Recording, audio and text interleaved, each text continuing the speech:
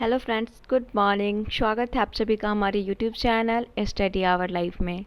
तो आज इस वीडियो में हम करेंगे बीएसएससी जो तृतीय स्नातक स्तरीय परीक्षा का फॉर्म आया है बिहार सचिवालय के लिए, इसी का जो प्रैक्टिस सेट है आज उसे हम करेंगे। और ये जो प्रैक्टिस सेट हमारा होगा इसमें ये प्रीवियस ईयर प्रश्न देखे जाएंगे। तो ये प्रीवियस ईयर जो प्रश्न है देख लीजिए कि ये कब का है। तो ये प्रीवियस ईयर प्रश्न जो है आपका 27/1/2013 को जो एग्ज़ाम हुआ था मेन परीक्षा उसी का है। ये प्रथम स्नातक स्तरीय परीक्षा जो हुआ था 27/1/2013 को, उससे संबंधित ये आपका प्रश्न पत्र है जो आपका प्रीवियस ईयर है। और ये जो है एक बार आप लोग ज़रूर ट्राई कीजिएगा। और ये आप लोगों के लिए चैलेंजिंग सेट कह सकते हैं, क्योंकि इसमें क्वेश्चन जो है ना बहुत इजी दिया हुआ है। तो ये बता सकते हैं आप लोग कि ये सेट कोई टीचर का नहीं है, ये प्रीवियस ईयर क्वेश्चन है। तो कितना इजी प्रश्न इसमें दिया हुआ है। तो आप सभी के लिए ये चैलेंजिंग सेट है, एक बार ज़रूर ट्राई कीजिएगा इसे बनाने का। कितना नंबर लाते हैं इसको ज़रूर कमेंट बॉक्स में शेयर कीजिएगा। तो चलिए हम शुरू करते हैं। और सभी के इसके साथ हम जो भी रीजनिंग और मैथ है उसके साथ डिस्कशन भी करेंगे। कोशिश करेंगे कि थोड़ा बहुत आप लोगों को समझा दिया जाए। तो चलिए देखते हैं। और अगर आप सभी को हमारे वीडियो पसंद आ रहा होगा तो वीडियो को एक लाइक ज़रूर कर दीजिएगा। चैनल पे जो लोग नए हैं चैनल को सब्सक्राइब जरूर कर ले। और वीडियो को प्लीज़ आप लोग शेयर कीजिए। इतना मेहनत करने के बाद वीडियो भी व्यू नहीं जा पा रहा है, 100 100 150 व्यू ऐसे जा रहा है, मतलब आप लोग शेयर नहीं करते हैं। तो प्लीज़ आप सभी से रिक्वेस्ट है हमारा कि शेयर ज़रूर करें। तो चलिए शुरू करते हैं। सबसे पहले आपको समान अध्ययन यानी जीके का प्रश्न देखने को मिलेगा, जो टोटल 50 प्रश्न होंगे, जैसा कि हम आपको पीछे भी बता चुके हैं। और इसी के साथ सिलेबस का भी हम अभी ट्राई कर रहे हैं कि सिलेबस आप लोगों को प्रोवाइड करा दिया जाए। तो उसका भी हम एक वीडियो जल्दी से लेके आएंगे, जो सारा सब्जेक्ट का टॉपिक वाइज हम लेके आएंगे, जो क्या क्या टॉपिक आप लोगों को पढ़ना है। तो चलिए सबसे पहला प्रश्न देखते हैं। उस राज्य का नाम बताएं, उस राज्य का वर्तमान नाम क्या है जहाँ पे नालंदा नाम का प्राचीन शैक्षिक स्थल है। देखिए सभी लोग जो बिहार के खास करके हैं उनको पता चल गया होगा, ये जो है बिहार में है।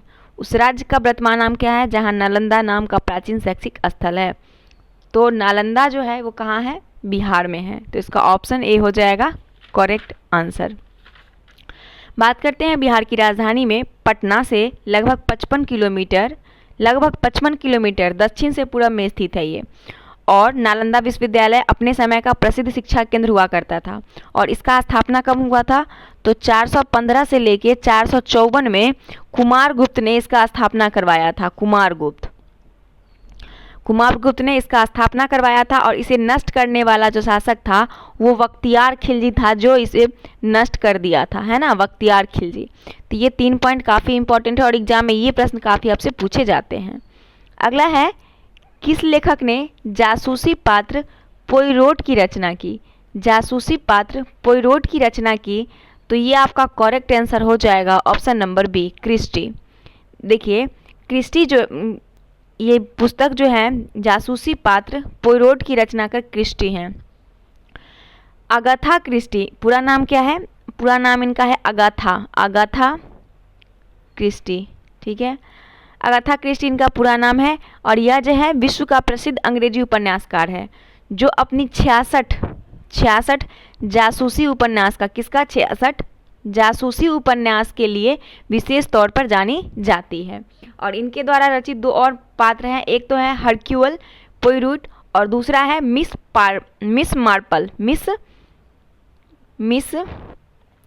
मार्पल, है ना। ये 2 इनकी जासूसी है। तो इसका करेक्ट आंसर क्या हो गया, बी हो गया। अगला प्रश्न देखिए 3 नंबर।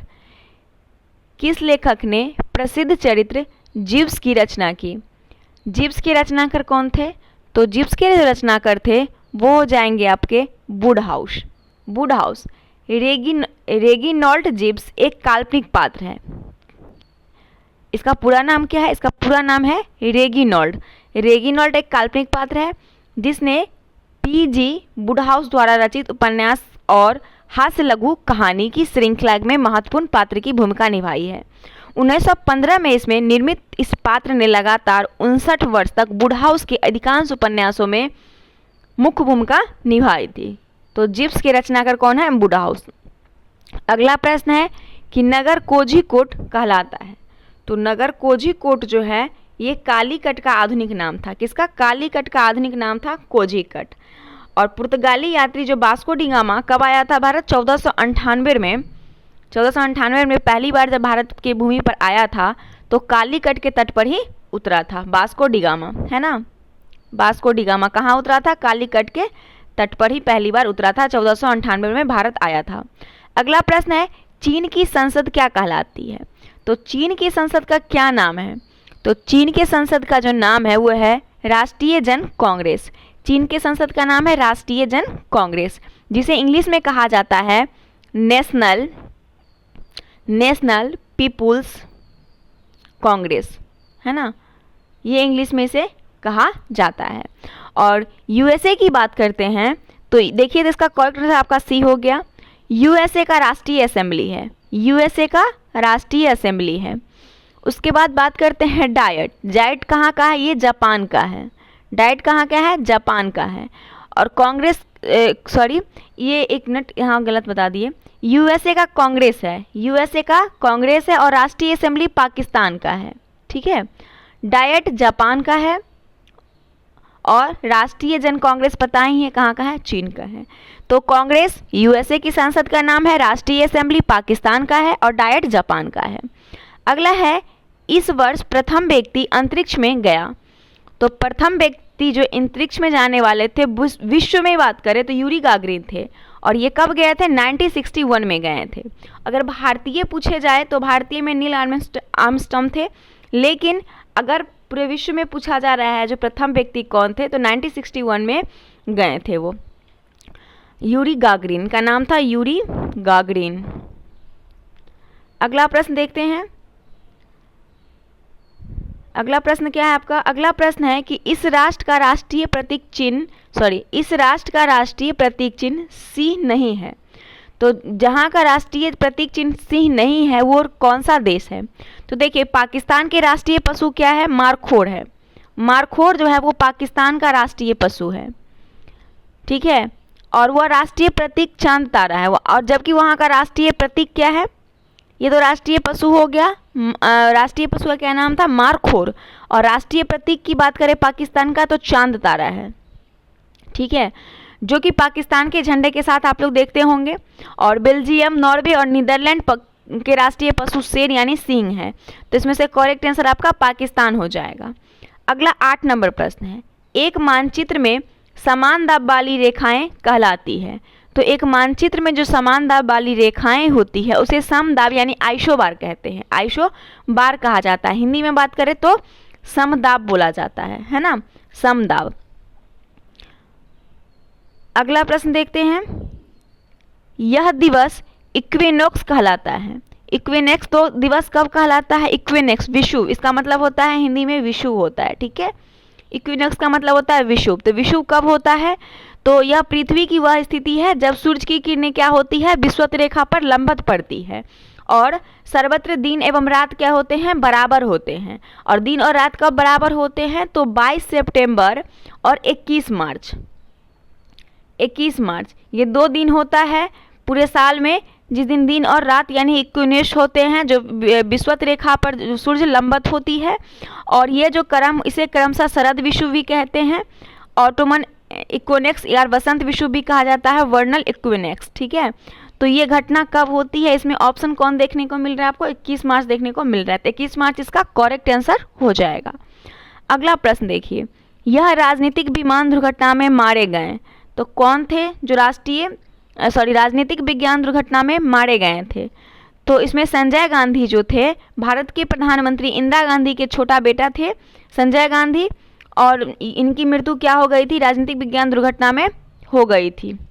मात्र ये 34 वर्ष के थे और 23 जून 1980 ईस्वी को एक विमान दुर्घटना में नई दिल्ली में इनकी मृत्यु हो गई थी। अगला प्रश्न देखते हैं, यह राजनीतिक कभी दूरसंचार विभाग का कार्यवाहक मंत्री नहीं रहा। तो किसका दूरसंचार विभाग का जो मंत्री नहीं रहा था उसके बारे में पूछा जा रहा है। तो इसका करेक्ट आंसर हो जाएगा option number C, Narayan. Narayan जो है ये राजनीतिज्ञ में कभी दूरसंचार विभाग के कार्यवाहक मंत्री नहीं रहे हैं, बाकी ए राजा, महाजन, सिब्बल सभी रहे हैं। अगला प्रश्न है पुलेला गोपीचंद किस खेल से संबंधित है? पुलेला गोपीचंद ये जो है बैडमिंटन के खिलाड़ी हैं और यह भारतीय खिलाड़ी हैं बैडमिंटन के जो काफ़ी फेमस है। और इनका जन्म कब हुआ था? 16 नवंबर 1973 को पुलेला गोपीचंद का जो है ये जन्म हुआ था। और ये जो आंध्र प्रदेश के प्रकाशम जिले में हुआ था इनका जन्म, आंध्र प्रदेश में। और वर्तमान में वो गोपीचंद बैडमिंटन अकादमी चलाते हैं। ठीक है, गोपीचंद अपने नाम के ही नाम पे अपने अकादमी चलाते हैं। अगला है कि यह बुकर पुरस्कार विजेता रहे हैं। तो बुकर पुरस्कार विजेता कौन रहे हैं? प्रत्येक वर्ष बुकर कंपनी एवं ब्रिटिश प्रकाश संघ द्वारा संयुक्त रूप से दिया जाता है। और बुकर पुरस्कार जो 1969 में दिया जाने वाला यह पुरस्कार साहित्य यानी केवल अंग्रेजी के क्षेत्र में नोबेल पुरस्कार के बाद सबसे बड़ा पुरस्कार माना जाता है। और ये जो दिया गया था भारतीय लेखक अरुंधति राय को दिया गया था। ऑप्शन नंबर बी इसका करेक्ट आंसर है। और इनकी जो पुस्तक थी the God of smile things के लिए इन्हें दिया गया था। The God of smile things के लिए इन्हें दिया गया था। अरुंधति राय का करेक्ट आंसर है। अगला है इन्हें भारत रत्न से सम्मानित किया जा चुका है। तो ऑप्शन देखिए आप लोग टिक लगा लिए होंगे। लता मंगेशकर को 2000 में भारत रत्न से सम्मानित किया जा चुका है। ऑप्शन नंबर ए इसका भी करेक्ट आंसर हो गया। 2000 में दिया गया था, है ना, भारत रत्न से सम्मानित किया गया था। और 2013 में किन्हें मिला? सचिन तेंदुलकर को। 2014 की बात करें तो अटल बिहारी वाजपेयी को भारत रत्न से सम्मानित किया गया था। अगला देखते हैं। अच्छा देखिए, फिर आपके मन में एक प्रश्न आएगा कि सचिन तेंदुलकर क्यों नहीं होंगे? तो क्योंकि सचिन तेंदुलकर जब का ये प्रैक्टिस सेट है ना, 2013 का ये ना प्रैक्टिस सेट है। और उन्हें मिला कब है? तो उन्हें 2014 में मिला है। दैट मीन्स कि ये उस टाइम नहीं था, इसीलिए ये नहीं होंगे। तो करेक्ट आंसर आपका यही हो जाएगा इसका। ठीक है, अगला प्रश्न है कि पंडित नेहरू इस समय तक प्रधानमंत्री थे। तो पंडित जवाहरलाल नेहरू जो थे किस समय तक प्रधानमंत्री थे? तो पंडित जवाहरलाल नेहरू जो प्रथम प्रधानमंत्री थे ये अपने जीवन के अंतिम यानी 27 मई 1964 तक भारत के प्रधानमंत्री थे। कब तक? 1964 तक। और इनकी मृत्यु के बाद कौन बने थे? गुलजारी लाल नंदा को कार्यवाहक प्रधानमंत्री के रूप में बनाया गया था। अगला है भारत का राष्ट्रीय पुष्प क्या है? तो भारत का राष्ट्रीय पुष्प कमल है, जिसका साइंटिफिक नेम क्या है? नीलम्बो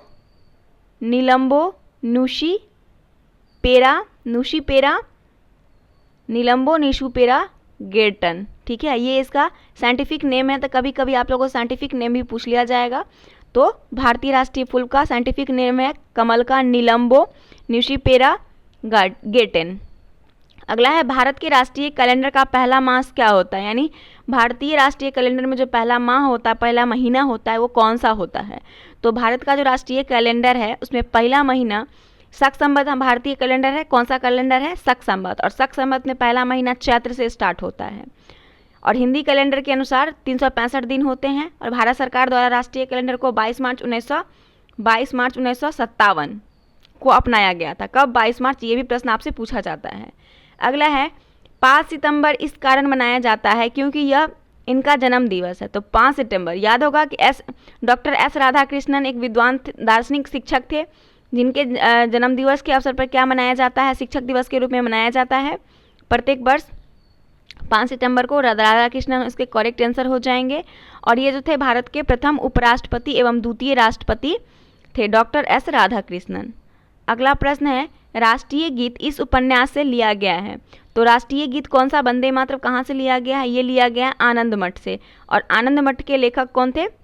तो भारतीय राष्ट्रीय गीत वंदे मातरम यह बंकिम चंद्र चटर्जी द्वारा रचित पुस्तक थी। बंकिम चंद्र चटर्जी के द्वारा आनंद मठ से लिया गया है। और वास्तव में संपूर्ण गीत में 5 पद हैं और इसका प्रथम पद ही राष्ट्रीय गीत के रूप में स्वीकार किया गया है। और इस गीत को गाने की अवधि क्या है? 1 मिनट 5 सेकेंड। अगला प्रश्न है इस पुस्तक पर आधारित यूट्यूब वीडियो बहुत लोकप्रिय था। तो ये कौन सी पुस्तक है? तो इसका करेक्ट आंसर हो जाएगा option number D, the last lecture. The last lecture जिसके लेखक कौन थे? जेफरी जैस्लो। द लास्ट लेक्चर के लेखक थे जेफरी जैस्लो, द्वारा मूलतः अंग्रेजी में लिखी गई थी द लास्ट लेक्चर। और ये जो है 8 अप्रैल 2008 को पहली बार प्रकाशित हुआ था। और यह न्यूयॉर्क टाइम की सबसे अधिक बिकने वाली पुस्तक है जिसके सह लेखक कौन थे? Randy POS. रैंडी पॉस जो थे इसके सह लेखक थे, रैंडी पॉश। ठीक है, अगला प्रश्न देखते हैं 21 नंबर।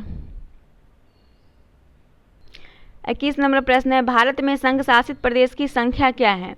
तो भारत में संघ शासित प्रदेश देखिए वर्तमान की बात करें तो 8 है। कितना है? 8 है। वर्तमान में कितने हैं? 8 है। इसका करेक्ट आंसर हो जाएगा ऑप्शन नंबर सी।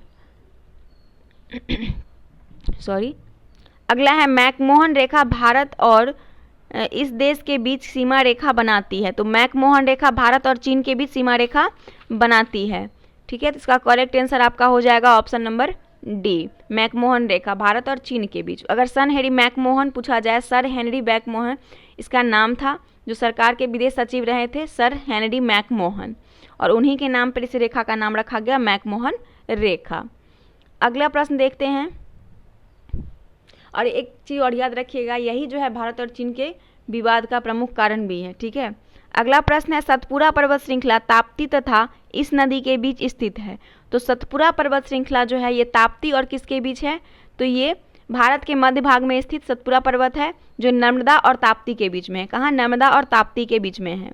अगला प्रश्न है कि माउंट एवरेस्ट की ऊंचाई लगभग कितनी है? तो देखिए माउंट एवरेस्ट की ऊंचाई जो ऑप्शन के अकॉर्डिंग देखा जाए तो 8850 हो जाएगा, क्योंकि ये इसके आसपास है, यानी 8800 कितना है? 8848 मीटर है। जो यहाँ पे ऑप्शन नहीं है तो यहाँ पे 50 ले सकते हैं। ठीक है, तो इसका करेक्ट आंसर बी हो जाएगा। अगला प्रश्न है, तलचर कोयले की खानें यहाँ हैं। तो तलचर कोयले की खानें कहाँ है? तलचर कोयले की खानें जो है ये हो जाएगा उड़ीसा राज्य में। कहाँ? उड़ीसा राज्य में तलचर, उड़ीसा राज्य के अनुगुल जिला में। कहाँ पे? अनुगुल जिला में स्थित है, और ये जो है ब्राह्मणी नदी पे, याद रखिएगा ब्राह्मणी नदी है ना, ब्राह्मणी नदी के दाहिने किनारे पर स्थित है, और यहाँ कोयले की कई बड़ी खदानें हैं। तो उड़ीसा तलचर संबंधित है। अगला है, यह राज्य नमक का उत्पादक नहीं है। तो कौन सा राज्य जो नमक का उत्पादक नहीं करता है? तो भारत के समुद्रीय तट में कौन कौन सा राज्य आता है? ऑप्शन देखिए, गुजरात, राजस्थान, तमिलनाडु। बिहार से नमक का कोई संबंध नहीं है, तो ऑप्शन नंबर आपका क्या सही हो जाएगा? तमिलनाडु कुल सबसे ज़्यादा ये बात करें भारत सॉरी गुजरात भी हो गया, राजस्थान भी हो गया, और आंध्र प्रदेश भी होता है, लेकिन ऑप्शन नहीं है। फिर तमिलनाडु है, और यहाँ पे जो है 95% उत्पादन करता है नमक का। और इसके अलावा महाराष्ट्र, उड़ीसा, पश्चिम बंगाल नमक का कुछ उत्पादन करता है, और इस सभी राज्य को मिलाकर 200 से लेके 250 लाख टन जो है नमक का उत्पादन होता है। तो इसमें से नहीं करता है जो पूछा जा रहा है, तो ऑप्शन आपका क्या हो जाएगा? बी हो जाएगा। इसका आंसर क्या हो जाएगा? बी, बिहार। अगला प्रश्न देखिए 27 नंबर। 27 नंबर प्रश्न कह रहा है कि निम्न व्यक्ति के समाधि स्थल को विजय घाट कहते हैं। तो किनके समाधि स्थल को विजय घाट कहते हैं? तो लाल बहादुर। देखिए कोई बहादुर व्यक्ति होता है जो विजय होके आता है, तो बहादुर शास्त्री यानी विजय घाट, ऑप्शन नंबर सी। ये काफ़ी कन्फ्यूजन वाला रहता है, बहुत बच्चे कन्फ्यूज रहते हैं, तो इसको आप लोग ट्रिक से कोशिश कीजिएगा याद करने का। तो विजय होने के बाद क्या, बहादुर व्यक्ति ही विजय होता है, तो विजय घाट, लाल बहादुर शास्त्री। वी आर अम्बेडकर का क्या है? वी आर अम्बेडकर का अगर बात किया जाए, सॉरी एक मिनट, हाँ इसका करेक्ट आंसर आप देख लिए लाल बहादुर शास्त्री ही होगा। आप देखिए इंदिरा गांधी, इंदिरा गांधी का क्या है? तो इंदिरा गांधी के जो समाधि स्थल है उसका नाम क्या है? इंदिरा गांधी के समाधि स्थल का नाम है इंदिरा गांधी के समाधि शक्ति स्थल है ना, इंदिरा गांधी का शक्ति स्थल है। उसके बाद राजीव गांधी का वीर भूमि है, राजीव गांधी का वीर भूमि है, और लाल बहादुर शास्त्री का विजय घाट हो गया। अगला प्रश्न देखते हैं, प्रथम बार जवाहरलाल नेहरू कांग्रेस पार्टी के अध्यक्ष इस वर्ष चुने गए थे। तो जवाहरलाल नेहरू जब पहली बार कांग्रेस पार्टी के अध्यक्ष चुने गए थे, तो ये लाहौर अधिवेशन जो हुआ था 1929 में, पहली बार दिसंबर 1929 में हुआ था, उसी में चुने गए थे पहली बार। और इसी अधिवेशन में क्या किया गया था? पूर्ण स्वराज की मांग की गई थी। अगला प्रश्न है, और ये टोटल अभी तक कितने बार चुने जा चुके थे? मतलब अभी तक नहीं, जब तक ये जिंदा थे तब तक, तो 8 बार ये जो है कांग्रेस के अध्यक्ष चुने गए थे, 8 बार। अगला प्रश्न है, भारत की प्रथम महिला मुख्यमंत्री थी। तो भारत की प्रथम महिला मुख्यमंत्री की बात हो रहा है, तो सुजेता कृपलानी हो जाएगा। और ये जो थी एक स्वतंत्रता सेनानी एवं राजनीतिज्ञ थी। कहाँ से थी? यूपी के मुख्यमंत्री थी, ये यूपी के मुख्यमंत्री थी, और भारत के किसी राज्य की प्रथम महिला मुख्यमंत्री होने का गौरव इन्हें प्राप्त हुआ था।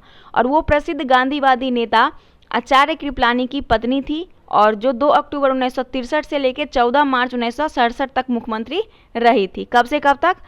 तो डेट याद रखिएगा, 1963 से लेकर 1967 तक। अगला प्रश्न देखते हैं।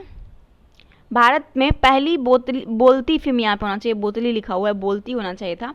भारत में पहली बोलती फिल्म थी, तो भारत में पहली बोलती फिल्म कौन सी थी? तो भारत की पहली बोलती फिल्म आलम आरा थी। आलम आरा, ऑप्शन नंबर ये हो जाएगा। राजा हरिश्चंद्र जो था ये दादा साहब फाल्के द्वारा निर्मित था। पहली बोलती फिल्म तो आलम आरा थी और ये अर्देशीर ईरानी द्वारा निर्देशित इस फिल्म का प्रदर्शन 14 मार्च 1932 को हुआ था। और दादा साहब फाल्के द्वारा निर्मित राजा हरिश्चंद्र जो था वो प्रथम भारतीय फिल्म थी जिसका प्रदर्शन 9 मई 1913 को हुआ था और ये मूक फिल्म थी। राजा हरिश्चंद्र कैसी फिल्म थी? मूक फिल्म थी। ठीक है, अगला प्रश्न देखिएगा। सर्वश्रेष्ठ फीचर फिल्म का राष्ट्रीय पुरस्कार प्राप्त करने वाली पहली फिल्म थी। तो सर्वश्रेष्ठ फीचर फिल्म का राष्ट्रीय पुरस्कार प्राप्त करने वाली पहली फिल्म कौन थी? ऑप्शन देखते हैं। तो इसमें जो हो जाएगा उसका करेक्ट आंसर हो जाएगा ऑप्शन नंबर, इसका ऑप्शन नंबर श्याम जी आई। श्याम जी आई ये जो राष्ट्रीय फिल्म पुरस्कार से सम्मानित पहली फिल्म है श्याम जी आई। यह मराठी है, 1953 में ये फिल्म देखा गया था। और ये जो है राष्ट्रीय फिल्म पुरस्कार से सम्मानित पहली हिंदी फिल्म मिर्जा गालिब है। पहली हिंदी कौन सी है? मिर्जा गालिब, जिसे राष्ट्रीय फिल्म पुरस्कार से सम्मानित किया गया था 1954 में मिर्जा गालिब को। तो ये मराठी है श्याम जी आई को। अगला प्रश्न है, उस व्यक्ति ने लोकसभा चुनाव में सबसे ज़्यादा वोटों से जीतने का विश्व रिकॉर्ड कायम किया था। तो सबसे ज़्यादा वोट से जीतने का जो रिकॉर्ड कायम किए थे वो कौन थे? तो वो थे रामविलास पासवान। रामविलास पासवान जो थे वो लोकसभा में चुने जाने वाले सबसे ज़्यादा वोट से विश्व रिकॉर्ड बनाए थे। अगला प्रश्न है, किसे फ्रंटियर गांधी कहा जाता है? तो फ्रंटियर गांधी खान अब्दुल गफ्फार खान को फ्रंटियर गांधी कहा जाता है। ये जो है खान अब्दुल गफ्फार खान सीमा प्रांत और बलूचिस्तान के एक महान राजनेता थे जिन्होंने क्या किया था कि स्वतंत्रता संग्राम में भाग लिया और अपने कार्य और निष्ठा के कारण बादशाह खान तथा सरहिंदी गांधी, फ्रंटियर गांधी का मतलब होता है सरहिंदी गांधी, के नाम से ये पुकारे जाने लगे। अगला है वाक्यांश जस्ट डू इट किस कंपनी से संबंधित है? जस्ट डू इट ये जो है किसी कंपनी का वाक्य है, तो ये कौन सी कंपनी है? तो इसका करेक्ट आंसर हो जाएगा ऑप्शन नंबर डी, नायक। एथलेटिक वस्त्रों और जूतों को सबसे बड़ा उत्पादक कंपनी नाइक है। नाइक जो देश दुनिया का सबसे लोकप्रिय ब्रांड में से एक है। और नाइक का मशहूर लोगो जो है सन 1971 में डेविडेसन ने $35 में डिजाइन किया था shoes logo just do it.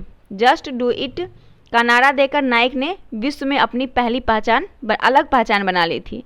अगला प्रश्न है, नासिर दर्द निवारक की एक श्रृंखला है जिसमें टी इसके लिए आता है। तो देखिए यह एक जो है एक बोल सकते हैं दवा है, नन इसका फुल फॉर्म होता है, देखिए इसका फुल फॉर्म होता है non steroidal anti inflammatory drugs. ठीक है, ये ड्रग्स का नाम है, तो टी इसमें से पूछा जा रहा है तो इन्फ्लेमेटरी हो जाएगा। अगला प्रश्न है, ओमेगा 3 इसका एक वर्ग है। ओमेगा 3 जो है ये फैटी एसिड का यानी वसीय अम्ल का एक वर्ग है। और ये जो है वसा अम्ल यानी फैटी एसिड 2 प्रकार के होता है, एक तो संतृप्त होता है और दूसरा असंतृप्त होता है। और असंतृप्त वसा अम्ल मछली के तेल एवं वनस्पति तेलों में मिलते हैं। केवल नारियल का तेल तथा तार का जो तेल होता है जिसको पलम ऑयल बोलते हैं यह संतृप्त वसा अम्ल के उदाहरण है। और शरीर में इनका संश्लेषण माइटोकॉन्ड्रिया में होता है। तो ऑप्शन नंबर इसका एक करेक्ट आंसर हो जाएगा। अगला प्रश्न देखते, सॉरी ए नहीं होगा, विटामिन हो जाएगा। नहीं सॉरी सही है, थोड़ा सा कन्फ्यूजन हो गया था मुझे। ओमेगा 3 वसीय अम्ल ही होगा।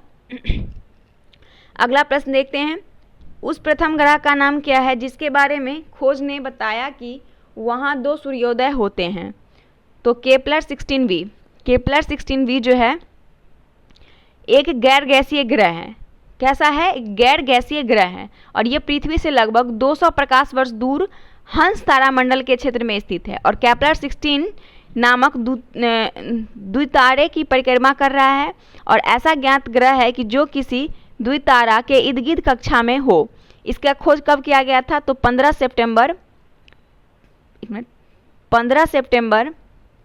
2011 को इसका खोज किया गया था और ये जो इसका परिक्रमण काल की बात करें तो 229 दिन का होता है। तो केपलर 16 भी इसका करेक्ट आंसर हो जाएगा। 2011 में किस नेता ने अनशन किया तथा इसे सद्भावना मिशन कहा? तो 2011 में, याद कीजिए 2011 में कौन से नेता थे? तो इसका करेक्ट आंसर हो जाएगा option number B, Narendra Modi.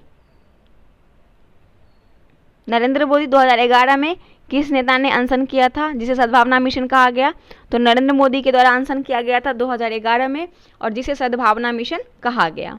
अगला है 39 नंबर प्रश्न।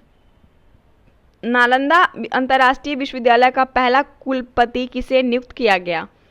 तो नालंदा अंतर्राष्ट्रीय विश्वविद्यालय का पहला जो कुलपति नियुक्त हुए थे वो कौन थे? तो वो हो जाएगा डॉक्टर APJ अब्दुल कलाम। इसका करेक्ट आंसर ए हो गया। अगला प्रश्न देखिए 40 नंबर प्रश्न कह रहा है कि वर्ष 2011 में किस भारतीय क्रिकेट के खिलाड़ी ने खेल के एक दिवसीय प्रारूप से संन्यास लिया? 2011 में, तो 2011 में जो खेल से संन्यास लिए थे वो आपके राहुल द्रविड़ थे। ऑप्शन नंबर सी इसका करेक्ट आंसर है। 41 नंबर प्रश्न कह रहा है कि USA में 2011 में किस अंतर्राष्ट्रीय संस्था के भूतपूर्व प्रमुख को बंदी बनाया गया था? तो IMF के भूतपूर्व प्रमुख को क्या किया गया था? यह एक अंतर्राष्ट्रीय संस्था है जिसको USA में 2011 में बंदी बनाया गया था। तो इसका करेक्ट आंसर आपका सी हो जाएगा। अब अगला प्रश्न देखते हैं। किस यूरोपीय देश ने 2011 में अपनी प्रथम महिला प्रधानमंत्री चुना? तो किस यूरोपीय देश ने 2011 में प्रथम महिला को प्रधानमंत्री चुना था? तो 2011 में हेली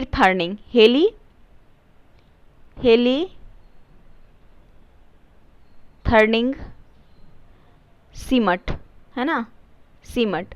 ये जो है यूरोपीय देश डेनमार्क की पहली महिला प्रधानमंत्री बनने का गौरव प्राप्त की थी। डेनमार्क की, कहाँ की? डेनमार्क की। हेली थॉमनिगर्ग सीमट, है ना, थॉनिग्रिट सीमट इनका नाम था। अगला प्रश्न है EMI जो कर्ज के पूर्ण भुगतान से संबंधित है उसमें इसके लिए आता है। तो देखिए EMI जो इंस्टॉलमेंट पे लिया जाता है सामान, उसका फुल फॉर्म पूछा जा रहा है। तो इसका फुल फॉर्म होता है इक्वेटेड मंथली इंस्टॉलमेंट। इक्वेटेड हो जाएगा, ई का मतलब इक्वेटेड हो जाएगा।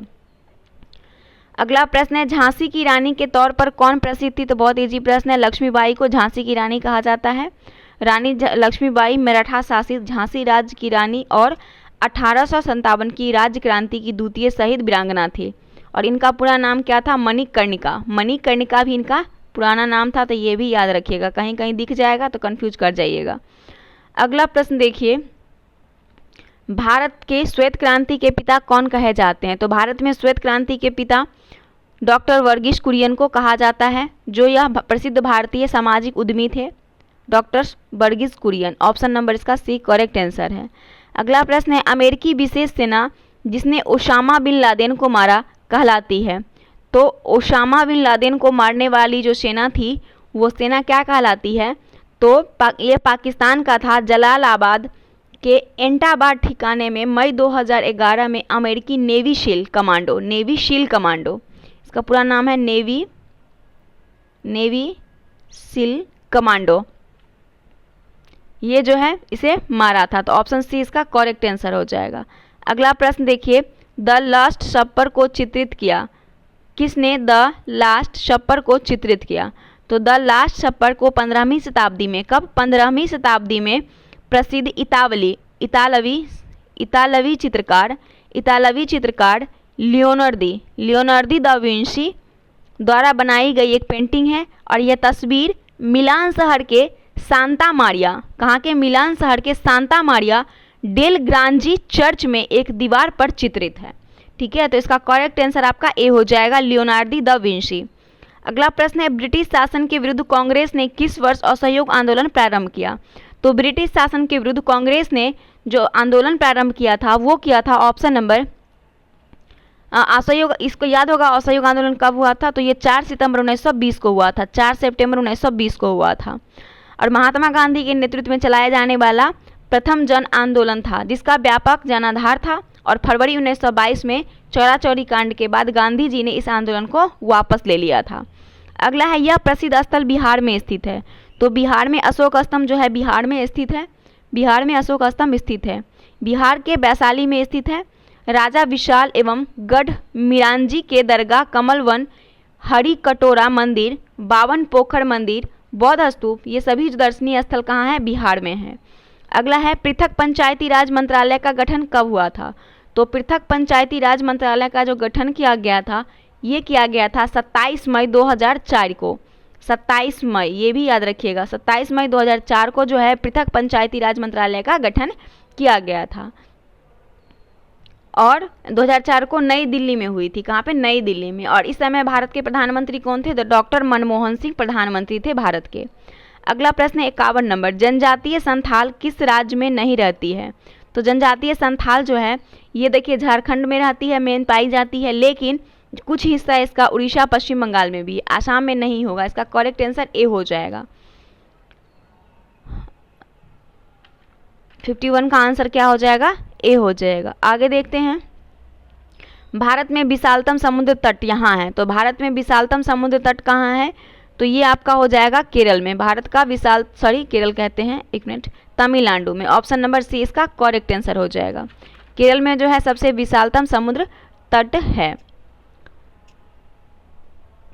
अगला प्रश्न देखते हैं, 53 नंबर, झारखंड के उत्तर में स्थित राज्य। तो झारखंड के उत्तर में कौन सा राज्य स्थित है, तो झारखंड के राज्य की चौहद्दी की बात करें तो उत्तर में बिहार है, उत्तर में बिहार है, और दक्षिण में उड़ीसा है, दक्षिण में उड़ीसा है।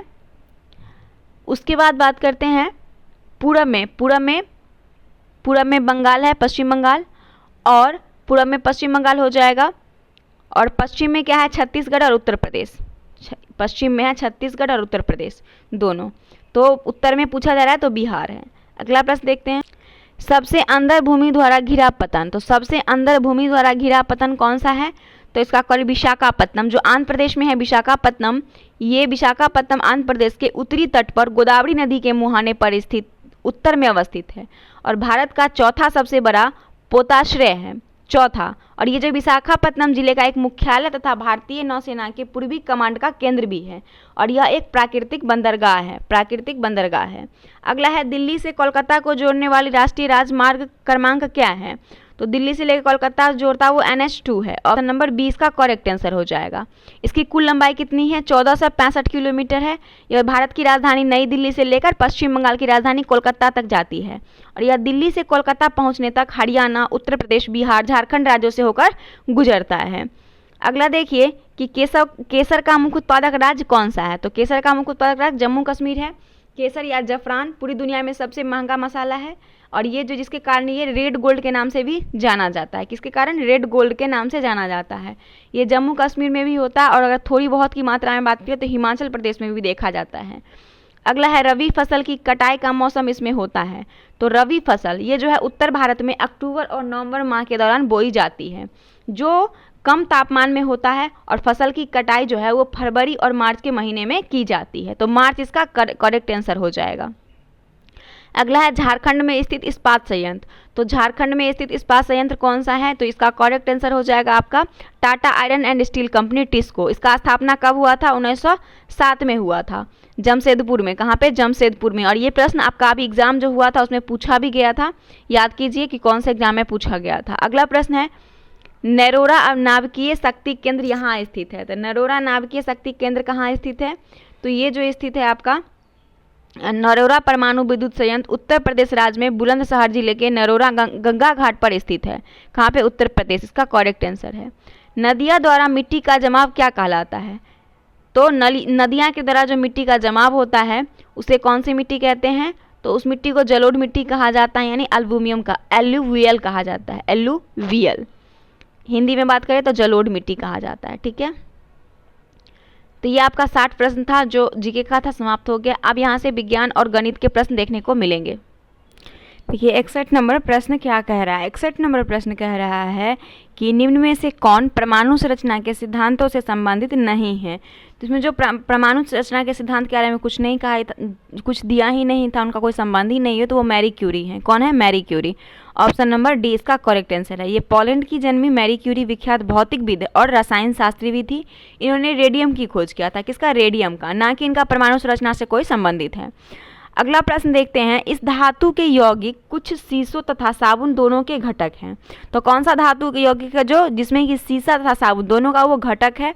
तो वो पोटेशियम हो जाएगा। पोटेशियम आवर्त सारणी के प्रथम मुख्य समूह तत्व है। प्रथम में आता है जिसका प्रतीक क्या होता है? के होता है पोटेशियम का। और इसकी परमाणु संख्या की बात करें तो 19 हो जाता है। और ये जो है अत्यंत सक्रिय तत्व होने के कारण क्या है? यौगिक अवस्था में पाया जाता है, ये अधिक सक्रिय होने के कारण।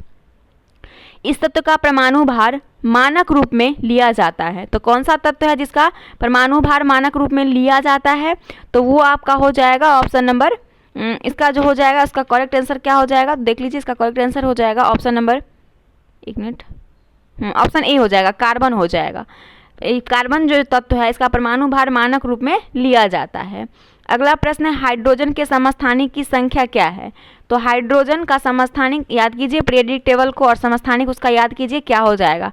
तो हाइड्रोजन जो है आवर्त सारणी का प्रथम तत्व भी है, परमाणु संख्या भी इसका प्रथम ही होता है।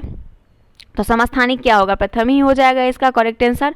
और ये अन्य सभी तत्वों से हल्का होता है और इसका संकेत क्या होता है? H होता है। और इसका परमाणु द्रव्यमान की बात करें तो 1.008 इसका परमाणु द्रव्यमान होता है। इसका इलेक्ट्रॉनिक विन्यास कैसे लिखते हैं? 1s1 हो जाता है। और हाइड्रोजन को भविष्य का ईंधन भी कहा जाता है। और इसके 3 समस्थानिक होते हैं। 3 समस्थानिक जो होते हैं, एक होता है प्रोटेमियम।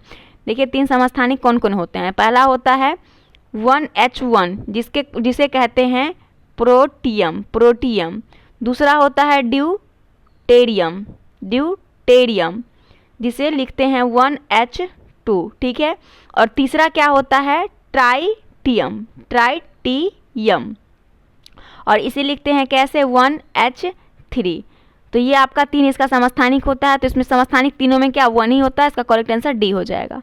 अगला प्रश्न है पीच ब्लेड, इसका एक अयस्क है। तो पीच ब्लेड किसका अयस्क है? यूरेनियम का। ऑप्शन नंबर ए इसका करेक्ट आंसर है। यूरेनियम एक प्रमुख अयस्क है पीच ब्लेड। और सामरकाइस्ट तथा थेरियानाइट याद रखिएगा, थेरियानाइट है ना, थेरियानाइट पीच ब्लेड का है। उसके बाद एक और कौन सा बताए हैं? सामरसस्काइट है ना, सामरसस्काइट। अगला प्रश्न है मिश्र धातु एल्युमिनियम ब्रोंज में उच्चतम अनुपात में अवस्थित तत्व है। मिश्र धातु एल्युमिनियम ब्रोंज में उच्चतम अनुपात में अवस्थित तत्व कौन सा होगा? तो ऑप्शन इसका देखते हैं। 66 का ऑप्शन क्या कह रहा है? एल्युमिनियम, टीन, तांबा, लेड। तो इसका करेक्ट आंसर हो जाएगा ऑप्शन नंबर ए, मिश्र धातु एल्युमिनियम ब्रोंज अर्थात रोल्ड गोल्ड। तांबा एल्युमिनियम की मिश्र धातु है जिसमें तांबा की मात्रा 89% रहती है। इसका आंसर सी हो जाएगा, इसका आंसर क्या हो जाएगा? सी हो जाएगा 66 का। अगला देखते हैं अकार्बनिक यौगिक से संश्लेषित प्रथम कार्बनिक यौगिक था। तो अकार्बनिक यौगिक से संश्लेषित प्रथम कार्बनिक यौगिक कौन सा था? तो इसका करेक्ट आंसर जो हो जाएगा वो हो जाएगा यूरिया जो है एक ठोस रंगहीन गंधहीन पदार्थ है जो जल में घुल जाता है और इसका मुख्य उपयोग उर्वरक के रूप में किया जाता है। बोहलर याद होगा, बोहलर हाँ, बोहलर जो कि बोहलर 1828 में है ना, 1828 ईस्वी में इसे अमोनिया साइनेट से प्रयोगशाला में संश्लेषित किया था, अमोनिया साइनेट से। और यह पहला कार्बनिक यौगिक था जिसे प्रयोगशाला में संश्लेषित किया गया था। अगला प्रश्न है वुटर्ज अभिक्रिया इससे प्राप्त करने हेतु प्रयुक्त होती है। कौन सी अभिक्रिया? वुटर्ज अभिक्रिया। तो ये जो है इसका करेक्ट आंसर हो जाएगा एल्केन। किससे? एल्केन से। संतृप्त हाइड्रोकार्बन को एल्केन या पैराफिन भी एल्केन को कहा जाता है। पैराफिन कहा जाता है चूंकि संतृप्त हाइड्रोकार्बन की क्रियाशीलता क्या होती है? बहुत कम होती है, इसीलिए इन्हें पैराफिन भी कहा जाता है। और इसका सामान्य सूत्र कैसे लिखते हैं? तो CnH2 2n+2, ये इसका समान सूत्र होता है, जिसमें n क्या है, n जो है वो कार्बन संख्या को सूचित करता है। अगला है सिरके का पीएच मान लगभग होता है, तो सिरका कैसा यानी विनेगर कैसा होता है, इसका पीएच मान 3 हो जाता है।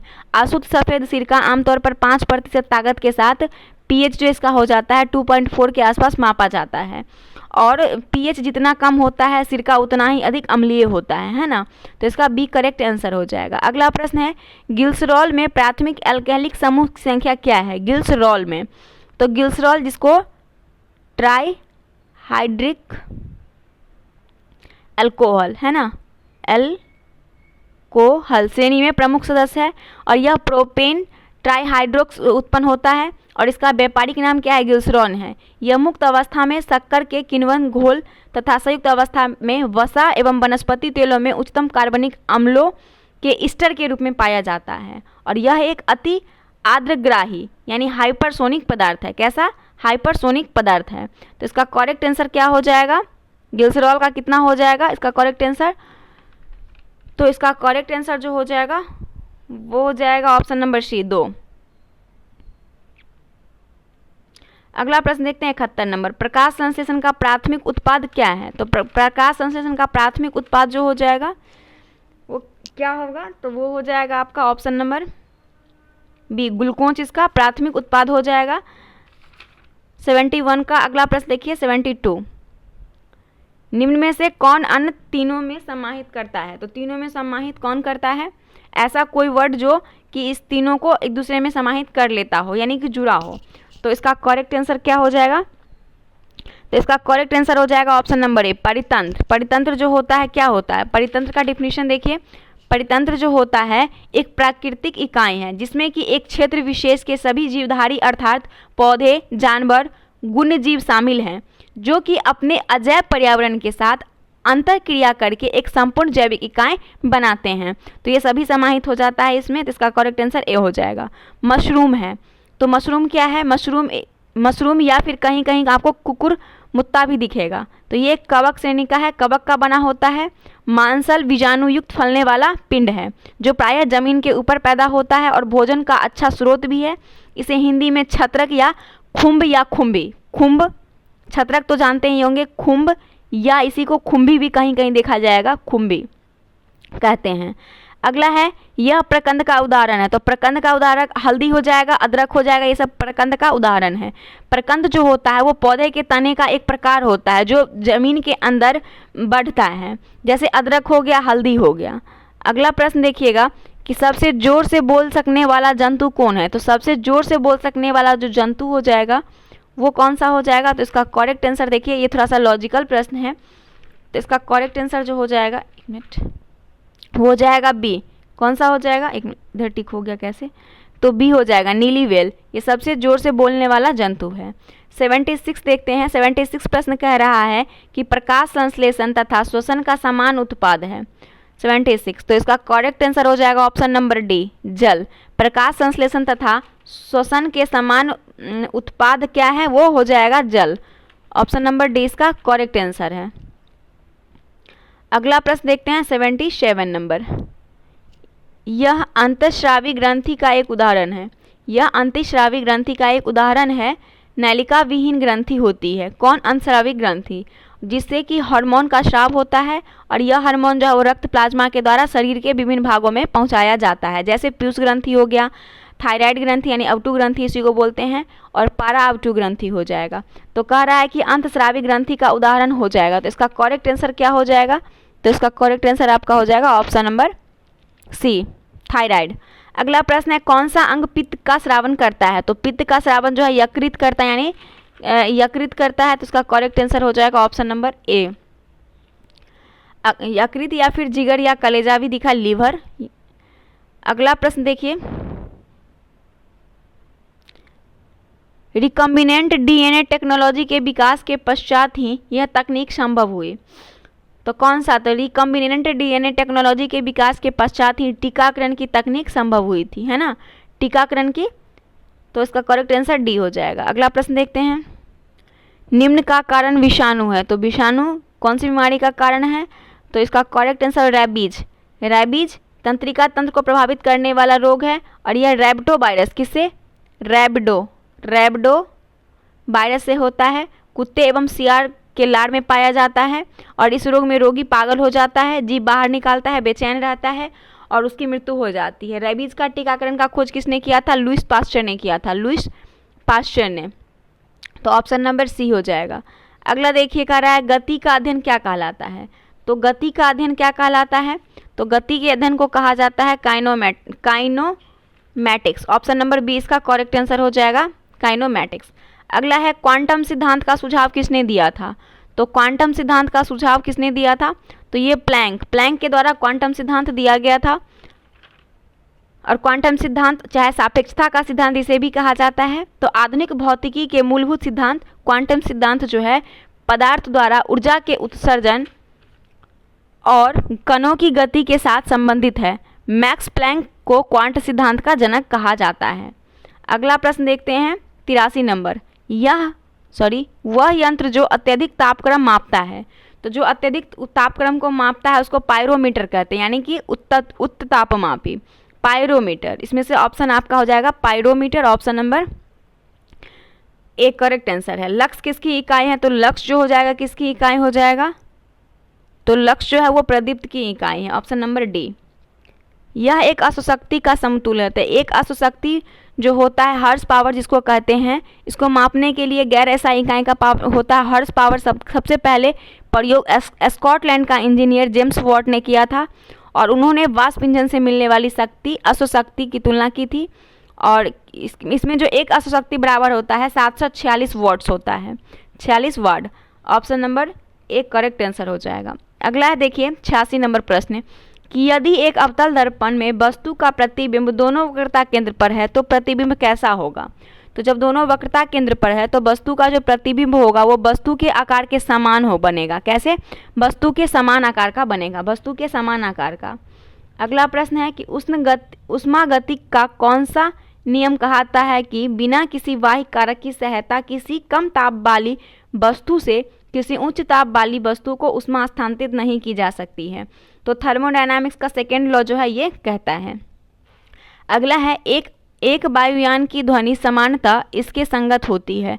तो 100 डेसिमल के संगत होती है। ऑप्शन नंबर इसका करेक्ट हो जाएगा, ऑप्शन नंबर बी। अगला प्रश्न देखिए 1 नैनोमीटर बराबर क्या होता है? तो 1 नैनोमीटर यानी मैट्रिक प्रणाली की लंबाई की एक इकाई है जो कि मीटर का 10⁹ मीटर होता है 1 नैनोमीटर बराबर। अगला प्रश्न देखिए सौर ऊर्जा का प्रमुख स्रोत क्या है? तो सौर ऊर्जा जो सूर्य से प्रकाश आता है उसका स्रोत क्या है वो पूछा जाता है, नाभिकीय संलयन हो जाएगा। अगला प्रश्न देखिए कि किस कोयले में कार्बन की मात्रा अधिकतम होती है? तो एंथ्रासाइड कोयला जो होता है इसमें कार्बन की मात्रा कितना होता है? 94 से लेकर 98% तक होता है इसमें कार्बन की मात्रा। अगर लिंगानाइट की बात करें तो इसमें 28 से लेकर 30% होता है। पीट कोयला की बात करें तो इसमें 27% से कम होता है। और बात करें बिटुमिनस का तो बिटुमिनस में 78 से लेके 86 होता है। तो सबसे ज़्यादा पूछा जाए तो एंथ्रासाइड हो जाएगा। अब यहाँ से मैथ्स आपका स्टार्ट हो गया है। 92 कह रहा है कि 44,806 संख्या को यदि निकटतम 1000 में बदलेंगे तो क्या होगा? तो देखिए ऑप्शन देखने से पहले इसे हम बनाने की कोशिश करते हैं। 44,806 देखिए कितना कम है, 55,000 पुण्य में 45,000 पुण्य में कितना कम है?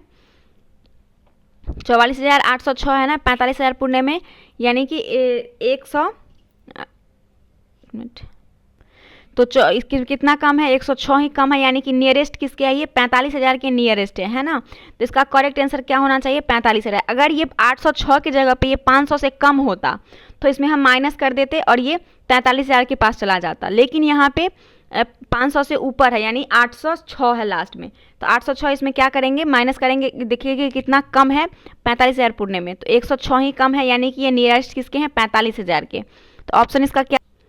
तो देखिए 20 का करेक्ट आंसर हो जाएगा 45,000। अगला प्रश्न देखिए राम और रहीम की ऊंचाई का अनुपात 7:8 है। यहाँ पे 8 नहीं दिख रहा है, 8 होगा, ठीक है। 7:8 है। राम और रहीम की ऊंचाई का अनुपात कितना है? 7:8। तो राम और रहीम की ऊंचाई तो लिखते हैं इसमें। तो यदि रहीम की ऊंचाई 66 इंच है, जिसमें रहीम की ऊंचाई आपको दिया हुआ है 66 इंच, तो कह रहा है कि राम की ऊंचाई क्या होगी? तो सबसे पहले देखते हैं राम और रहीम की ऊंचाई का अनुपात कितना है। हमारे पास 7:8 है, जिसमें कि हमारे पास सिर्फ और सिर्फ रहीम की ऊंचाई का अनुपात 66 दिया हुआ है, तो किसका ऊंचाई निकालना है? राम का निकालना है। तो राम का ऊंचाई बराबर क्या हो जाएगा? ये किए, देखिए इसको 8 से डिवाइड करेंगे, 21 कट जाएगा। कितना बार में कटेगा? 1 मिनट। तो ये देखिए कट, इसको ऐसे लिखेंगे 7:8। तो राम की ऊंचाई बराबर रहीम का कितना? 66 था। इसको 33 बार में ये कट जाएगा, ठीक है, 33 बार में ये कट जाएगा तो कितना आ जाएगा? 33 को जब 7 से गुना करेंगे तो 7×21 और 22 और 23 यानी 231/4 आ जाएगा। ये 4 से कटा ना, 4 दूना 8 और 33 दूना 66 कट गया था, तो 4 इतना आ जाएगा, इतना अनुपात आ जाएगा ये। तो इसका पॉइंट में जब कन्वर्ट करेंगे तो आ जाएगा 57.75 इंच के बराबर, है ना। तो 57 ऑप्शन ए इसका करेक्ट आंसर हो जाएगा, ऑप्शन ए।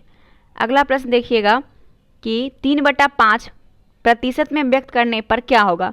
तो 3/5 प्रतिशत में निकालने के लिए क्या करते हैं? 100 से करते हैं तो कितना हो जाएगा? 20×5 100 यानी 20×3 इसका 60, ये 60% हो जाएगा। ऑप्शन नंबर इसका बी करेक्ट आंसर हो जाएगा। अगला प्रश्न देखिएगा, यदि आप एक मकान में 50,000 रुपये में खरीद और एक मकान को अगर आप 50,000 रुपये में खरीदते हैं और 80,000 रुपये में बेचते हैं तो आपका प्रतिशत लाभ क्या होगा? तो ऑब्वियसली खरीदा कितना में? 50,000 में खरीदा, बेचा 80,000 में, तो पूछ रहा है प्रतिशत लाभ। तो सबसे पहले हम लाभ देखते हैं कितना हुआ। तो विक्रय मूल्य माइनस क्रय मूल्य करेंगे तो 80,000 माइनस 50,000। तो 80,000 में से जब इसको माइनस करेंगे तो कितना? 30,000 बचेगा, 30,000 होगा, यानी 30,000 उसको लाभ हुआ। तो 30,000 लाभ हुआ तो प्रतिशत में पूछा जा रहा है, तो क्या करेंगे? 30,000 को 100 से मल्टीप्लाई करेंगे एंड कितना पे? 50,000 पे ना, तो 50,000 से इसको डिवाइड कर देंगे। तो ये सब 0 से 0 कट जाएगा, ठीक है। कितना बच जाएगा? तो निकल के आपका आ जाएगा 60%। इसे सॉल्व कीजिएगा, 60% निकल के आ जाएगा। 60%, तो ये इसका करेक्ट आंसर हो जाएगा, ऑप्शन नंबर सी।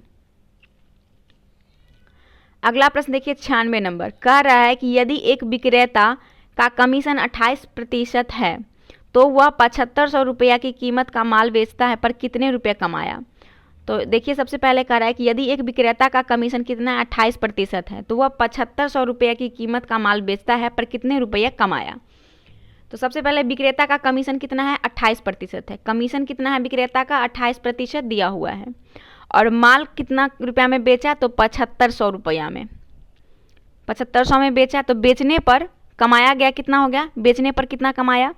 तो 7500 गुने कितना प्रतिशत? 28% ना, तो इसे 28% में निकालेंगे जब, तो 7500 गुने 28% को कन्वर्ट करेंगे तो 100 से डिवाइड करेंगे, कट जाएगा। 75 को 28 से गुना करेंगे यानी 2100 इसका करेक्ट आंसर आ जाएगा। 2100 रुपया हो जाएगा। कितना? 2100 रुपया हो जाएगा, ऑप्शन नंबर ए। अगला प्रश्न देखिए,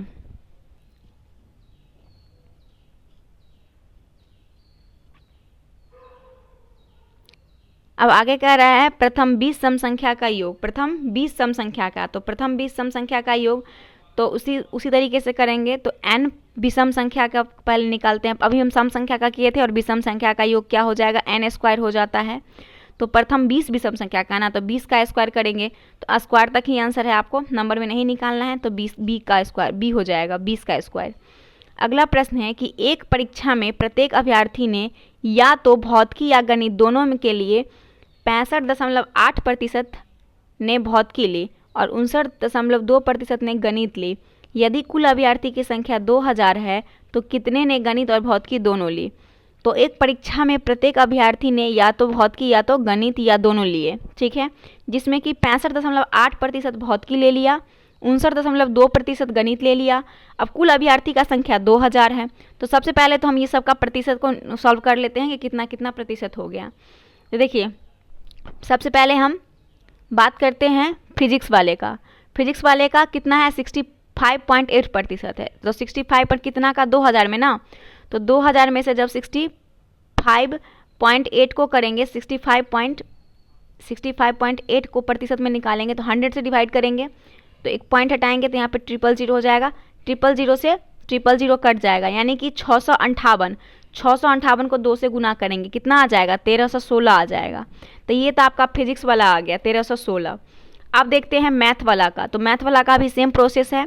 तो इसको भी जब करेंगे तो 2000 डिवाइड डायरेक्ट हम कर लेते हैं 592 1000 से, इसको 1000 से 0 कट गया, इसको 2 से मल्टीप्लाई करेंगे यानी 1184। तो यानी कि फिजिक्स और मैथ किसका, फिजिक्स वाला का हो गया 1316 और मैथ वाला का हो गया 1184। अब बात करता है, अब कहता है कि दोनों के लिए कितने अंक, तो कितने ने गणित या भौतिकी दोनों लिए। अब दोनों का पूछा जा रहा है तो दोनों को ऐड कर दीजिए, मैथ प्लस फिजिक्स को ऐड कर दीजिए और जितना संख्या है उसमें से उसको माइनस कर दीजिए। तो 2000 हमारे पास टोटल, उसमें से माइनस कर देते हैं। तो 1184 और 1316, 1184 और 1316 को ऐड करेंगे, 1184 प्लस 1316 माइनस 2000, तो आ जाएगा आपके पास 500 आंसर निकल के। तो 500 स्टूडेंट होंगे, इसका करेक्ट आंसर 500 हो जाएगा बी। अगला देखते हैं। अब यहाँ से आपका रीजनिंग स्टार्ट हो गया, ठीक है। तो रीजनिंग को देखते हैं, मैथ सॉल्व हो गया, अब बच गया रीजनिंग। बहुत इजी क्वेश्चन है। कह रहा है कि AC FH KH PR, तो वाट के क्रम में अगला क्या होगा। तो सबसे पहले AC, देखिए A से बात करते आगे देखते हैं बढ़ के, A के बाद F का आना कितने टाइम, A से F के बीच में कितना का अंतर है, तो A से F के बीच में 5 का अंतर है। उसके बाद F से K के बीच में कितना का 5 का अंतर है। तो P से K से P के बीच में कितना का अंतर, 5 का अंतर। तो अब हम P से कितना 5 आगे बढ़ेंगे तो कितना होगा, P के बाद Q R S T U यानी 5 U हो जाएगा, ठीक है। अब देखिए C, थोड़ा नीचे कर लेते हैं,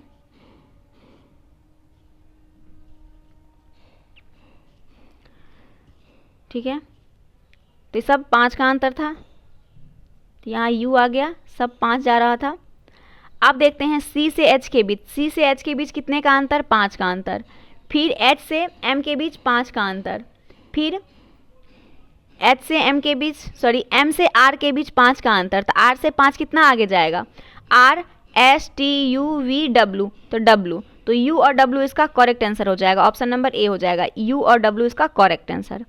अगला देखते हैं, श्रृंखला दिया हुआ है YEB WFD UHG SKI, तो अगला पद क्या होगा। तो इसमें भी सेम कंडीशन करना है।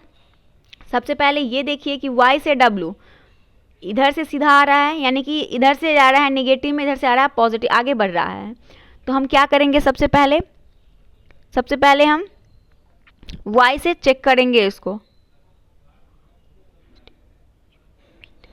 इधर से लेते हैं S के बाद कितना आता है TU, S से TU 2 बढ़ा, U के बाद VW फिर 2 बढ़ा, फिर W से XY फिर 2 बढ़ा। तो S से 2 पीछे कितना जाएंगे, तो S से 2 पीछे Q हो जाएगा, ठीक है, Q हो गया 2 पीछे। अब देखते हैं EFHK यानी आगे बढ़ रहा है। तो E से F कितना, ABCD के बाद E के बाद F होता है, यानी 1 बढ़ रहा है, +1 करेंगे +1, ठीक है। उसके बाद F से H कितना हो जाएगा, F से GH 2 बढ़ा +2। उसके बाद है, 1 मिनट इसका कलर चेंज कर लेते हैं, हाँ 2 बढ़ा, यहाँ पे +2 बढ़ गया। अब आगे देखिए F से लेके F से H कितना हो जाएगा, F से H हो जाएगा FGH, इसमें भी 2 बढ़ गया। फिर H के बाद IJK 3 बढ़ गया, तो 3 बढ़ गया, तो अब आगे कितना जाएंगे, आगे हमारा 4 जाएगा, +4 जाएगा। यहाँ पे कितना बढ़ा था, 1 बढ़ा था, यहाँ 2 बढ़ा, यहाँ 3 बढ़ा, अब 4 बढ़ेगा। तो 4 बढ़ेगा तो कितना हो जाएगा, तो 4 बढ़ेगा तो Q के बाद O हो जाए, यहाँ पे O हो जाएगा। नेक्स्ट आपका आ जाएगा BDGK, तो B के बाद D कितना, तो BCD, यहाँ 2 बढ़ा। उसके बाद है D से G के बीच 3 बढ़ेगा, 3 + 3, यहाँ से 4, तो आगे कितना जाएगा, ये भी 4 जाएगा, तो D इसका करेक्ट आंसर आ जाएगा, QOD इसका करेक्ट आंसर हो जाएगा। QOD नहीं होगा, L हो जाएगा, L, QOL होगा इसका करेक्ट आंसर, D इसका ऑप्शन हो जाएगा।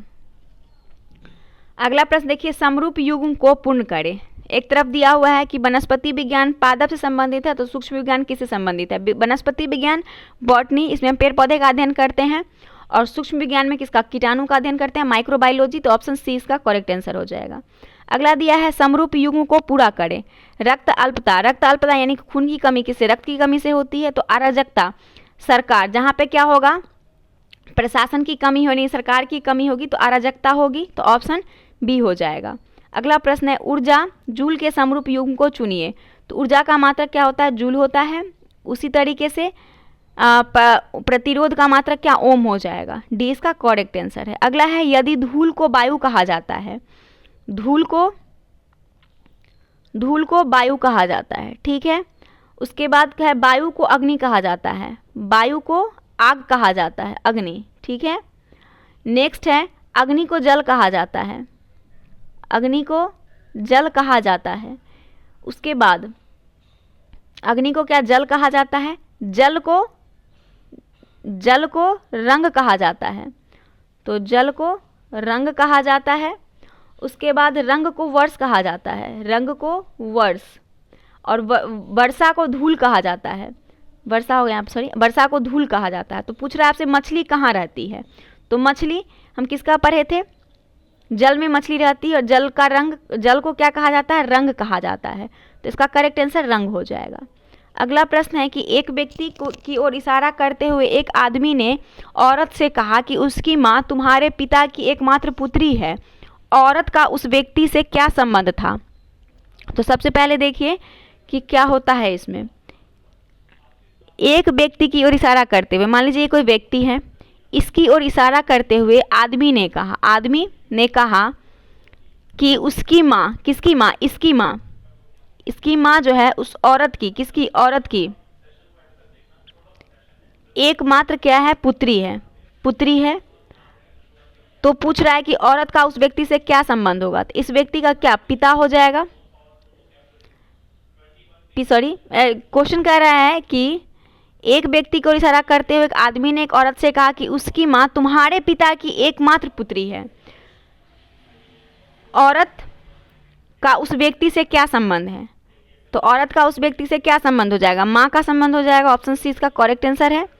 एक मनुष्य का मुंह पश्चिम की ओर है, वह घड़ी की दिशा में 45 डिग्री घूमता है। और फिर देखिए, यहाँ से पहले हम क्वेश्चन सॉल्व करते हैं कि एक मनुष्य पश्चिम की ओर, तो ये हम पहले डायरेक्शन बना लेते हैं, पूरब, पश्चिम, उत्तर और दक्षिण। तो एक मनुष्य जो है वो पश्चिम की ओर मुंह करता है, पश्चिम की ओर है, और वह घड़ी की दिशा में 45 डिग्री का कोण बनाता है और 180 डिग्री घूमता है। अब उसका मुंह किस दिशा में होगा?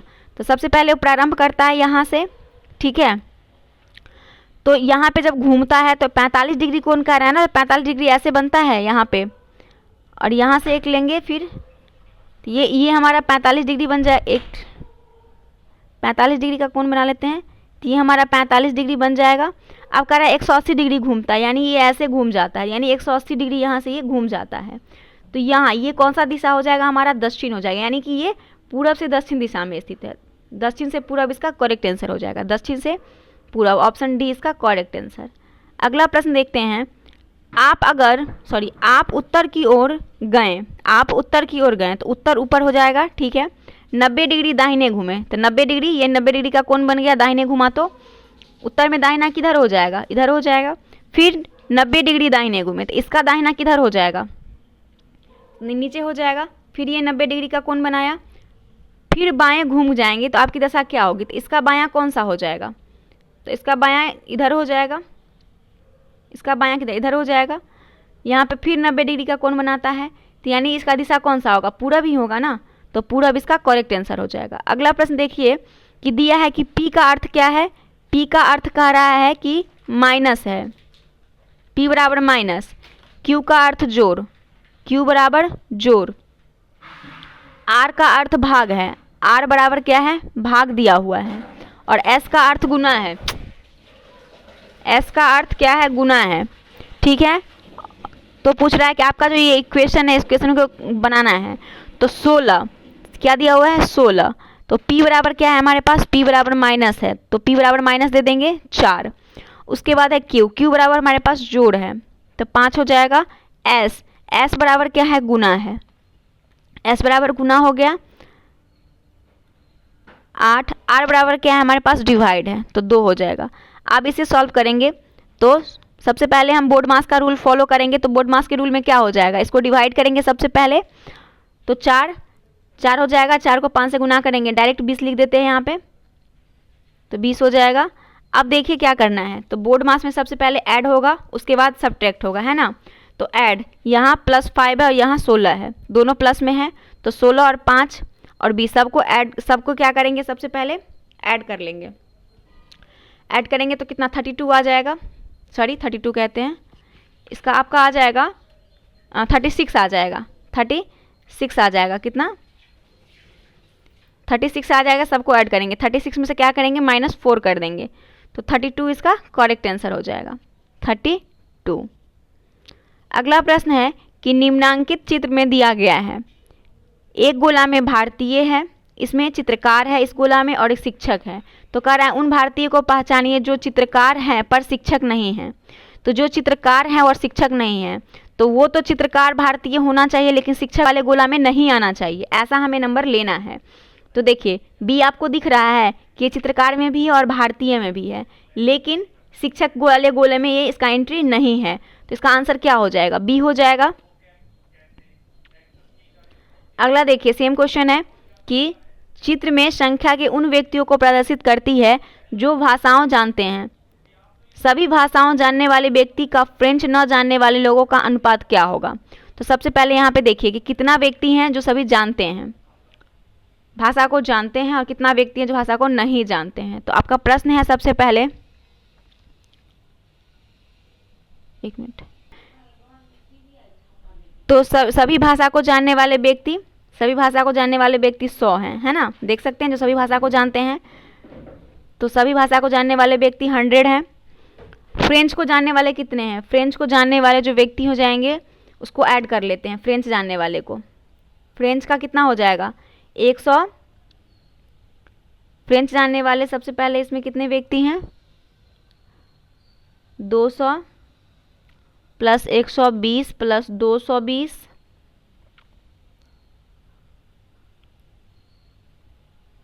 टोटल 540 हो जाएगा। तो फ्रेंच जानने वाले को हमको किसना निकालना है, अनुपात उसका निकालना है, तो टोटल व्यक्ति को ऐड कर लिए।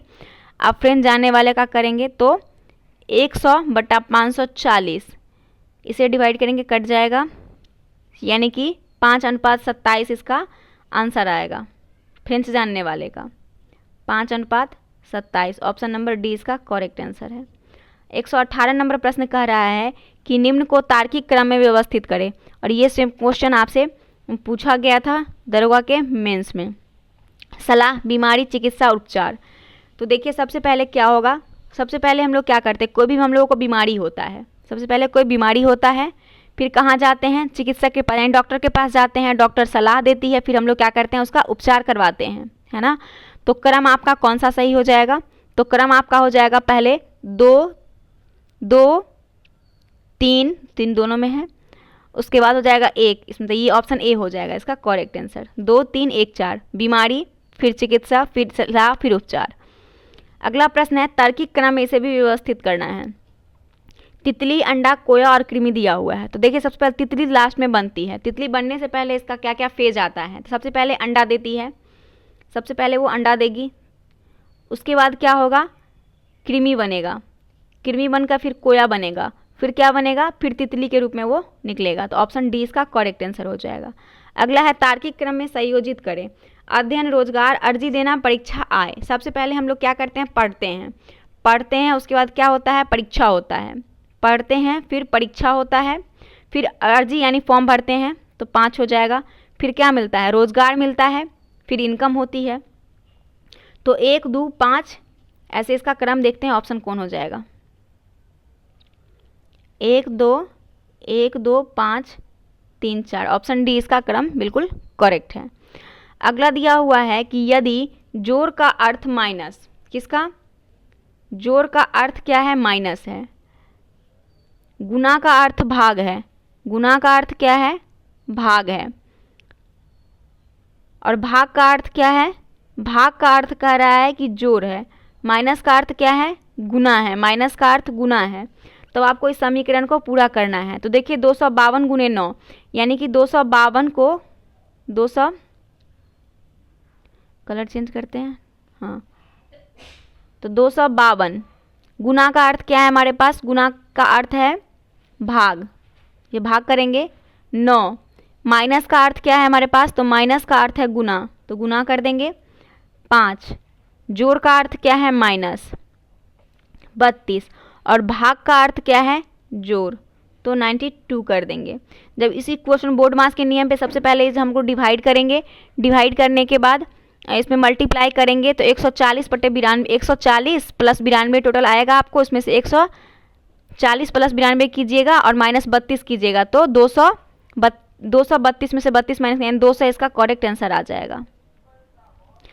अगला प्रश्न है कि यदि L का अर्थ जोड़ है, L का अर्थ क्या है जोड़ है, M का अर्थ माइनस है, M का अर्थ माइनस है, N का अर्थ गुना है, N का अर्थ गुना है, तो P का अर्थ भाग है, P का अर्थ भाग है। सेम प्रोसेस है, जितना भी अब ये ऐसे कर लीजिएगा, सारा इक्वेशन पे बैठा दीजिएगा, बोर्ड मास के नियम से इसे सॉल्व कीजिएगा तो आपका आंसर आ जाएगा 153। फिर सेम प्रश्न है आपका, यहाँ पे साइन दिया हुआ है, यदि स्मॉलर देन बराबर माइनस, ग्रेटर देन बराबर जोड़, इक्वल टू बराबर हो जाएगा गुना, डॉलर बराबर हो जाएगा भाग, तो फिर इसको क्या करना है, सारा साइन पे जहाँ जहाँ साइन दिया हुआ है उस पर बैठा देना है। इस साइन का मतलब क्या है, इस साइन का मतलब जोड़ है, डॉलर का मतलब डिवाइड है, इसका मतलब माइनस है। सॉल्व करेंगे तो आपका करेक्ट आंसर जो निकल के आएगा सॉल्व करने के बाद वो आएगा 30।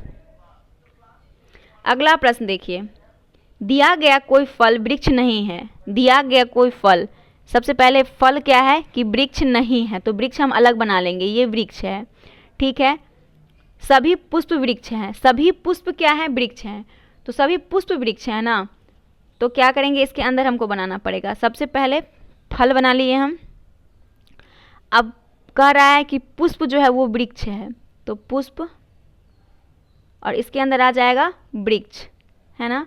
तो आपसे कह रहा है कि कोई फल पुष्प नहीं है, तो कोई फल पुष्प नहीं है, इसके लिए आप देखिए कौन सा स्टेटमेंट सही हो जाएगा। कोई फल जो है वो पुष्प नहीं है, सही दिया हुआ है, कोई फल पुष्प नहीं है, सही दिया हुआ है। अगला कह रहा है कि सभी वृक्ष पुष्प है, सभी वृक्ष पुष्प है नहीं, सभी पुष्प वृक्ष हैं, ना कि सभी वृक्ष पुष्प हैं, तो ये स्टेटमेंट आपका गलत है। सभी पुष्प फल है, क्या सभी पुष्प आपके फल हैं, बिल्कुल नहीं, तो ये भी स्टेटमेंट गलत हो जाएगा। इनमें से कोई, तो ऑप्शन ए इसका करेक्ट आंसर हो जाएगा। अगला प्रश्न दिया हुआ है कि सभी खिलाड़ियाँ दरवाजे हैं, तो सभी खिलाड़ियाँ क्या हैं दरवाजे हैं, सॉरी सभी खिड़कियाँ दरवाजे हैं, तो सबसे पहले खिड़की क्या है, सभी दरवाजे हैं तो दरवाज़ा बना लेंगे। अब कह रहा है कि कोई दरवाज़ा दीवार नहीं है, तो दीवार नहीं है तो अलग बना लिए, ठीक है। अब कह रहा है कि कोई खिड़की दीवार नहीं है, देखिए कोई खिड़की दीवार है, बिल्कुल नहीं है, तो ये स्टेटमेंट आपका सही हो जाएगा। कोई दरवाज़ा खिड़की नहीं है, कोई दरवाज़ा जो है दरवाज़ा वो खिड़की नहीं है, कोई दरवाज़ा की नहीं, उल्टा हो जाएगा इसका, तो ये भी आपका गलत है। कुछ खिड़कियाँ दीवार है, कुछ खिड़कियाँ दीवार है, बिल्कुल गलत है, उपयुक्त में से कोई नहीं, तो ऑप्शन आपका एक करेक्ट हो जाएगा 125 का, कोई खिड़की दीवार नहीं है। अगला प्रश्न देखिए 26 नंबर कह रहा है कि दिया गया है कि दिल्ली से मुंबई वायु मार्ग द्वारा यात्रा करना तीव्र है, इसके निष्कर्ष के रूप में निम्न में से कौन सा सही है। तो देखिए कि अगर हम लोग प्लेन से अगर यात्रा करते हैं तो क्यों करते हैं, या तो दो शहर को वायु याग से जोड़ता है इसीलिए, तो ऑप्शन नंबर इसका करेक्ट आंसर ये हो जाएगा बी। अगला प्रश्न है कि यदि दीपक रवि का भाई है, दीपक जो है किसका, रवि का भाई है, दीपक क्या है रवि का भाई है, तो सबसे पहले हम दीपक को लिखते हैं, दीपक किसका भाई है, रवि का, है ना, रवि का भाई है। अब कह रहा है कि रीना अतुल की बहन है, रीना जो है रीना अतुल की बहन है। अब पूछ रहा है तो रवि रीना का पुत्र है, रवि जो है ये रीना का पुत्र है, तो पूछ रहा है कि दीपक किस प्रकार रीना से संबंधित है। तो दीपक का किस प्रकार संबंध है, तो दीपक और रीना का संबंध क्या होगा, पुत्र का ही होगा, क्योंकि ये दोनों भाई है, दीपक और रवि दोनों भाई है और ये इसका पुत्र है, तो इसलिए वो भी उसका पुत्र ही हो जाएगा, सॉरी पुत्र बेटा हो जाएगा। ऑप्शन नंबर 1 करेक्ट आंसर है। अगला प्रश्न देखते हैं 128 नंबर। डी का दामाद बी है, तो डी का दामाद कौन है, तो सबसे पहले ऐसे बना लेंगे, बी का दामाद, डी का दामाद बी है, दामाद है, ठीक है। ए साला जीजा है, ए जो है साला जीजा है, ए साला जीजा हो जाएगा, तो साला यहाँ पे लिख देते हैं। फिर कह रहा है कि जो सी का भाई है, जो सी का क्या है, डी का भाई है, इसका भाई हो जाएगा कौन, सी। तो पूछ रहा है कि ए का बी से क्या संबंध है, ए का बी से क्या संबंध है, ए का बी से क्या संबंध होगा, तो इसका करेक्ट आंसर हो जाएगा बेटा का, क्या, बेटा का। ऑप्शन नंबर बी इसका करेक्ट आंसर हो जाएगा। अगला प्रश्न देखिए कि दिए हुए शब्द में के अक्षरों को एक शब्द पाने के लिए पुनर्व्यवस्थित करें तो वर्णित करता है कि द्रव को गर्म करने पर क्या होता है। तो देखिए ये जो आपका वर्ड दिया हुआ है ना, इस वर्ड में से क्या करना है कि इसे इस तरीके से व्यवस्थित करना है जो आपका साइंस का एक वर्ड बने, और वो साइंस का वर्ड जो होगा वो एक द्रव को गर्म करने वाला शब्द होगा, ठीक है। तो इसमें से देखिए कि कौन सा हो जाएगा। इमर्जिंग, एंटीबायोटिक्स, ये दवा का नाम है, नाइट्रोजन गैस है, ऑक्सीजन गैस, ये नहीं होगा, इमर्जिंग हो जाएगा, क्योंकि इमर्जिंग जो होता है वो इमर्जिंग यानी सिमरिंग, सिमरिंग मीन्स होता है cooking something by keeping it almost at boiling point, utmost कितना हो जाएगा इसका, तो सिमरिंग सॉरी इमर्सिंग हो जाएगा। Option number A. अगला प्रश्न है, तो दिए गए शब्द के अक्षरों को पुनर्व्यवस्थित करें ताकि एक शब्द बने जिसका अर्थ एक व्यवसाय है। तो लार्जिएशन ये आपका नहीं होगा, उसके बाद सेल्यूनियम ये भी नहीं होगा, न्यूटन, इंजाइन कह रहा है पुनर्व्यवस्थित इस तरीके से करना है जो एक अर्थ व्यवसाय के रूप में हो जाए, तो लार्गिएशंस हो जाएगा। लार्गिएशन ये जो है इसका मतलब होता है टॉयलरिंग, TOILORING, ये वर्ड जो है आपका एक व्यवसाय से संबंधित है। अगला हो जाएगा, दिए गए किसी शब्द के अक्षरों का वह शब्द पाने के लिए पुनर्व्यवस्थित करें जो गति का वर्णन करता है। गति का वर्णन कौन सा, इसमें से कौन सा ऐसा शब्द है जो गति को वर्णन करता है। तो देखिए गति का सुपरसोनिक होता है, अभी हम पीछे पढ़े थे, तो सुपरसोनिक देखते हैं इसमें से हार्मोनी, प्रिकॉशंस, गांधी, नेहरू, तो प्रिकॉशंस हो जाएगा, प्रिकॉशन जो है वो सुपरसोनिक हो जाएगा, इसका पुनर्व्यवस्थित करेंगे तो। अगला क्वेश्चन है 32 नंबर कि किसी दिए गए शब्द के अक्षरों का वह शब्द प्राप्त करने हेतु पुनर्व्यवस्थित करें जो एक विशेष प्रकार की गति का वर्णन करता है। तो जो किसका, जो एक इस तरीके से व्यवस्थित करना है जो एक विशेष प्रकार की गति का वर्णन करता है। तो कॉलोनियलिस्ट, टाउन, कंट्री, कंजर्वेशन, ये तीनों तो नहीं होगा क्योंकि ये टाउन कह रहा है, कंट्री कह रहा है, कंजर्वेशन कह रहा है, कॉलोनिस्ट हो जाएगा। कॉलोनिस्ट का मतलब होता है ऑसिलेशंस, इसे हो सॉल्व करेंगे OCLLATION, ऑसिलेशन इसका मतलब क्या होता है कि एक regular movement between one position and another, है ना। इसका ऑसिलेशंस का मतलब क्या होगा कि a regular moment between one position and another, तो इसका करेक्ट आंसर ए हो जाएगा। अब देखिए दिया हुआ है कि निम्न में से उसे पहचानिए जिसमें कहीं भी RIG जोड़ने पर एक सार्थक शब्द बनता है। तो देखिए इसके आगे भी लगा के देखिए, पीछे भी लगा के देखिए, कोई वर्ड नहीं बनेगा, इसके भी पीछे नहीं बनेगा, मैडम के भी पीछे नहीं लेगा, लेकिन आइडेंटिटी ये जो है ना इसके पीछे, इसके आगे अगर हम RIG लगा देते हैं ना तो रिजिडिटी हो जाता है। रिजिडिटी का हिंदी होता है कठोरता या धृष्टता, तो डी इसका करेक्ट आंसर हो जाएगा। अगला प्रश्न है कि एक लड़का मेले में 3 स्टॉल पर जाता है, ठीक है, और प्रत्येक स्टॉल पर वह 1 रुपया में प्रवेश शुल्क देता है, तो 3 तो इसका यहीं पे क्लियर हो जाएगा, और एंट्री लेने के लिए भी उसको 1 रुपया देना पड़ा होगा, तो 3 जोड़ 1 हो जाएगा। अब कह रहा है कि शेष आधा धन स्टॉल पर खर्च कर दिया, तो शेष आधा यानी कि 3 और 1 4, 4 का आधा क्या मतलब 2 हो जाएगा, इसे 2 से गुना कर देंगे, और 1 रुपया बाहर जाने का शुल्क देता है, ठीक है, 1 रुपया वो क्या करता है बाहर जाने का शुल्क देता है, तो फिर 1 रुपया ऐड कर देंगे, तो 3 1 4, 4 दूना 8 और 1 9, 9 टोटल हो जाएगा इसका। तो क्वेश्चन पूछ रहा है कि अतः अंत में उसके पास 3 रुपये शेष रहते हैं, उसके पास प्रारंभ में कितने रुपए थे, अब इतना खर्च करने के बाद उसे 1 रुपया बच जाता है, ठीक है। तो पहले स्टॉल पर जाने से पूर्व लड़का के पास कितना रुपया था, इसे देख लेते हैं, तो 9 जोड़ 1 गुने 2 जोड़ 1, यानी टोटल 21 रुपया था जब वो दूसरे स्टॉल पर गया था तो खर्च किया था। ठीक है, 21 रुपया उसके पास था, और पहले स्टॉल पर जाने से पूर्व लड़का के पास जो धनराशि रहा होगा वो रहा होगा 21 प्लस 1 रुपया गुने 2 जोड़ 1, यानी 45 रुपया उसके पास टोटल रहा होगा। ऑप्शन नंबर 20 का करेक्ट आंसर है। अगला देखिए, एक ये स्लिप दिया हुआ है। स्लिप को ड्रीम में बदलने के लिए आवश्यक न्यूनतम चरणों की संख्या क्या होगी? तो क्या करना है, स्लिप को रेगुलर इस तरीके से आपको लिखना है जो एक ड्रीम शब्द आपसे बने लास्ट में। ठीक है, तो देखिए स्लिप को आपको पहले सजाना पड़ेगा क्रम वाइज।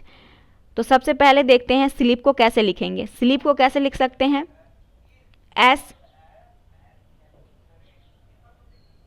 स्लिप को SLEEP, इसको कैसे कैसे लिख सकते हैं जो आपका लास्ट में ये बन जाएगा, और कितनी बार, तो ये आपको काउंट करना होगा। ठीक है, तो S का S लिख देते हैं, L के बाद क्या करेंगे, T हो जाएगा, E का E हो जाएगा, फिर E का E हो जाएगा, फिर P। इस तरीके से देखिए, इसे रेगुलर करेंगे ना, बहुत लंबा प्रोसेस जाएगा ये। इसे आप लोग बना के देख लीजिएगा, बहुत ईजी प्रश्न है और ये थोड़ा सा लॉजिकल है। तो टोटल हम लोग 8 बार करेंगे ना, 7 बार टोटल करेंगे तो आपका ड्रीम लिखने को आ जाएगा। ठीक है, अगला प्रश्न भी इसका यही होगा, सेम प्रश्न 36 नंबर कह रहा है कि यदि 10 को 20, 5, 14 लिखा जाता है तो मेन को क्या लिखा जाएगा? ये बहुत अच्छा प्रश्न है। जिस प्रकार अंग्रेजी वर्णमाला के अक्षर से आपको सजाना है, तो 10, टी का 20 हो गया है, ई का क्या हो जाता है, ई का 5 हो जाता है। इजोटी आप लोगों को याद होगा, एक ट्रिक इजोटी, इसे नहीं याद होगा तो याद कर लिएगा। इजोटी 5, 10, 15, 20, 25, ये इसका क्रम होता है अल्फ़ाबेट याद करने का। और इसे आप लोग अगर सजाइएगा तो 10 का कितना हो जाता है, 10 हो जाता है, ई का 5 हो जाता है, और एन का कितना हो जाता है, 14 हो जाता है। तो आपको मेन का लिखना है, तो मेन का कितना हो जाएगा, एम का 13वां पोजीशन है अल्फ़ाबेट में, ई का फिर 5 ही है, और एन का 14वां पोजीशन है, यानी 13, 5, 14 हो जाएगा, 13, 5, 14। Option number C. अगला प्रश्न देखिए कि एक समय में एक अक्षर परिवर्तित करते हुए कितने न्यूनतम चरणों में शब्द ब्लैक को शेयर में बदला जा सकता है, और प्रत्येक परिवर्तन से एक सार्थक शब्द बनता है? तो सेम प्रश्न है जैसा कि अभी हम पीछे बताए हैं स्लीप वाला, उसी तरीके से जब आप बनाएंगे ना तो 4 चरणों की आवश्यकता होगी, तब शेयर ये बन जाएगा 4 चरणों में। ऑप्शन नंबर ए इसका करेक्ट आंसर है। अगला प्रश्न है कि 0 से 9 तक अंकों के समीकरण दिया हुआ है, जिसमें कि x 02 है, गुना करना है y 9 से तो इतना अंक प्राप्त होगा, तो छूट अंक ये है। तो सबसे पहले देखिए 0 से 9 तक ही अंक आपको डाल के इसमें अंक बनाना है। तो हमारे पास अंक नहीं पता है, तो सबसे पहले क्या करेंगे, ऑप्शन, इसे हम ऑप्शन से ही सॉल्व कर सकते हैं। ऑप्शन से सॉल्व करेंगे, देखेंगे ऐड मल्टीप्लाई करने पे कौन सा आ जाएगा। तो पहला x का वैल्यू हमारे पास 4 है, तो x का तो 402 हो जाएगा। ठीक है, उसके बाद दिया हुआ है, हाँ उसके बाद क्या करेंगे कि गुने कितना, y 9 है, तो y का हमारे पास वैल्यू 3 दिया हुआ है, तो y 9 यानी 39। तो देखिए तो इसे गुना करके तो 15,678 आपका आ जाता है, गुना करेंगे तो, यानी कि पहले ऑप्शन जो है वो आपका क्लियर कर दिया ये आंसर का। अगला प्रश्न देखिए, श्रृंखला 2, 6, 8, 26 में छूटा हुआ आगामी अंक क्या होगा? तो 2, 8, 26 दिया हुआ है, तो इसमें से आगे का अंक पूछा जा रहा है क्या होगा। तो आगे देखिए सबसे पहले अंक देखिए कैसा बढ़ रहा है, अंक बढ़ता हुआ क्रम में है। तो 2 से 8 के बीच, तो 2 में अगर 3 को हम मल्टीप्लाई करते हैं तो 2 तिहाई 6 हो जाएगा, और 6 में 2 ऐड करेंगे तो 8 होगा। उसी तरीके से 8 को 2 से गुना कीजिए, 8 को 3 से गुना कीजिए तो आ जाएगा आपका 8 त्रिक 24, 24 में 2 ऐड करेंगे तो 26 आ जाएगा। सेम कंडीशन यहाँ पर करना है, 26 को 3 से गुना कीजिए और 2 ऐड कर दीजिए, तो आपका अगला जो अंक आएगा वो 80 निकल के आ जाएगा। 26 को 3 से गुना करना है, 2 ऐड करना है तो 80 आ जाएगा, तो अगला आंसर आपका 80 हो जाएगा। अगला है श्रेणी 26, 38 और 50, ये भी बढ़ते क्रम में दिया हुआ है। तो 26 से 38 के बीच कितने का अंतर, 26 से 38 यानी 12 का अंतर बढ़ रहा है, और 38 से 50 के बीच इसमें भी कितने का अंतर है, 12 का ही अंतर है, तो मतलब कि आगे भी 12 ही जाएगा। तो 50 में 12 ऐड करके देखिए तो 2 और 5 1 6 यानी 62 आपका आंसर आ जाएगा, 62। अगला है कि एक श्रृंखला है 2, 15, देखिए सबसे पहले 2 और 4 6, 2, 4, 6, तो कितना जाएगा, 2, 4, 6, फिर 2 भी बढ़ेगा तो 8 हो जाएगा, यहाँ पे है ना 8 हो जाएगा।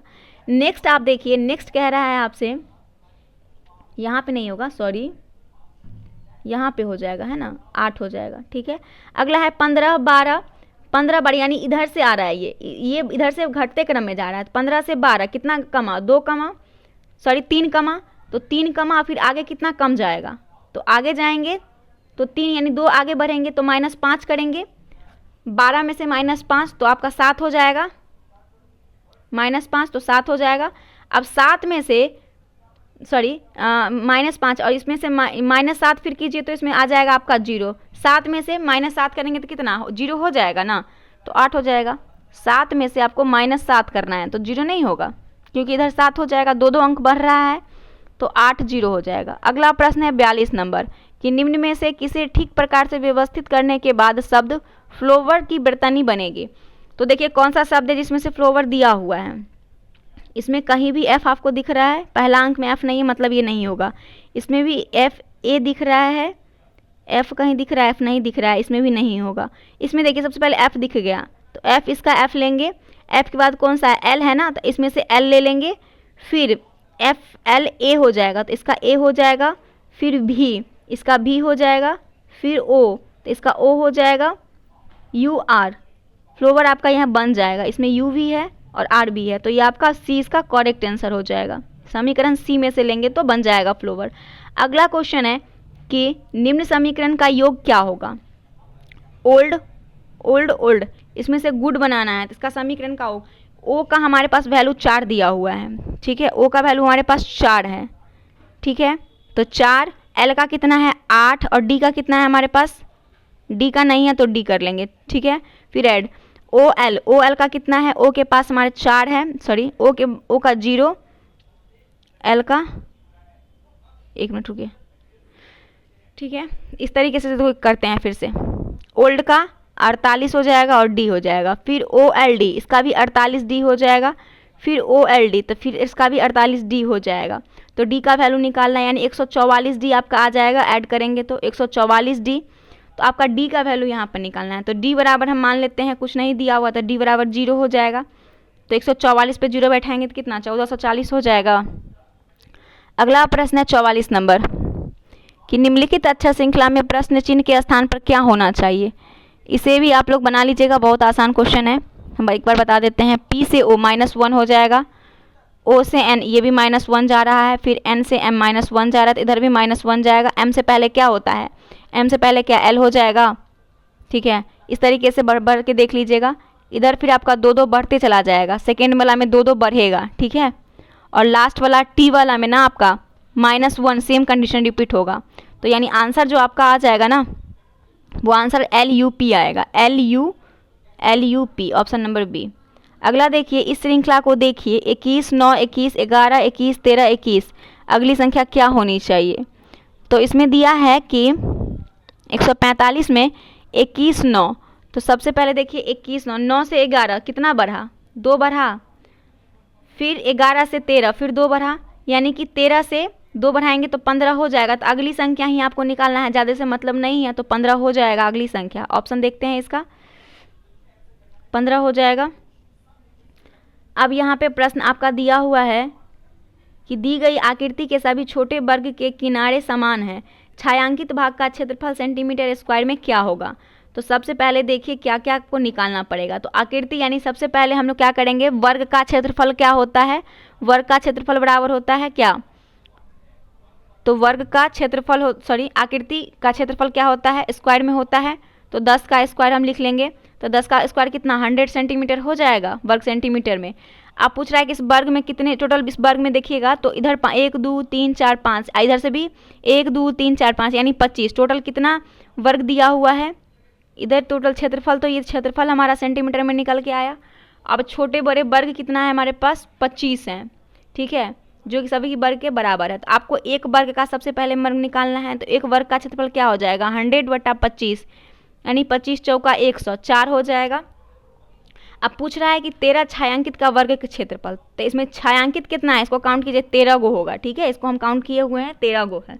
तो 13 छायांकित का क्षेत्रफल जब निकालना है तो हमारे पास 4 क्षेत्रफल उसका निकल के आया है, तो 4 × 13 हम मल्टीप्लाई करेंगे तो 52 वर्ग सेंटीमीटर इसका आंसर हो जाएगा, 52 हो जाएगा। अगला प्रश्न यहाँ पे देखिए, 47 नंबर कह रहा है कि ABCDEFG अनियमित एक गोल मेज के, देखिए सबसे पहले गोल मेज की बात करें तो हमें गोल मेज बना लेंगे। अब क्रम में उसको बैठाना है। अंतर रखी गई है कि 6 कुर्सियों पे इस प्रकार बैठे कि AD, E और E बीच में है, तो CD के सामने है, DF की पड़ोसी नहीं है। तो इस तरीके का जो प्रश्न बनाइएगा ना कभी भी, तो सबसे पहले या तो यहाँ से स्टार्ट कीजिएगा या इधर से स्टार्ट कीजिएगा, ताकि आपको क्रम वाइज बैठाने में बहुत आसानी होगा। ठीक है, तो देखते हैं सबसे पहले किस तरीके से हमको बैठाना है।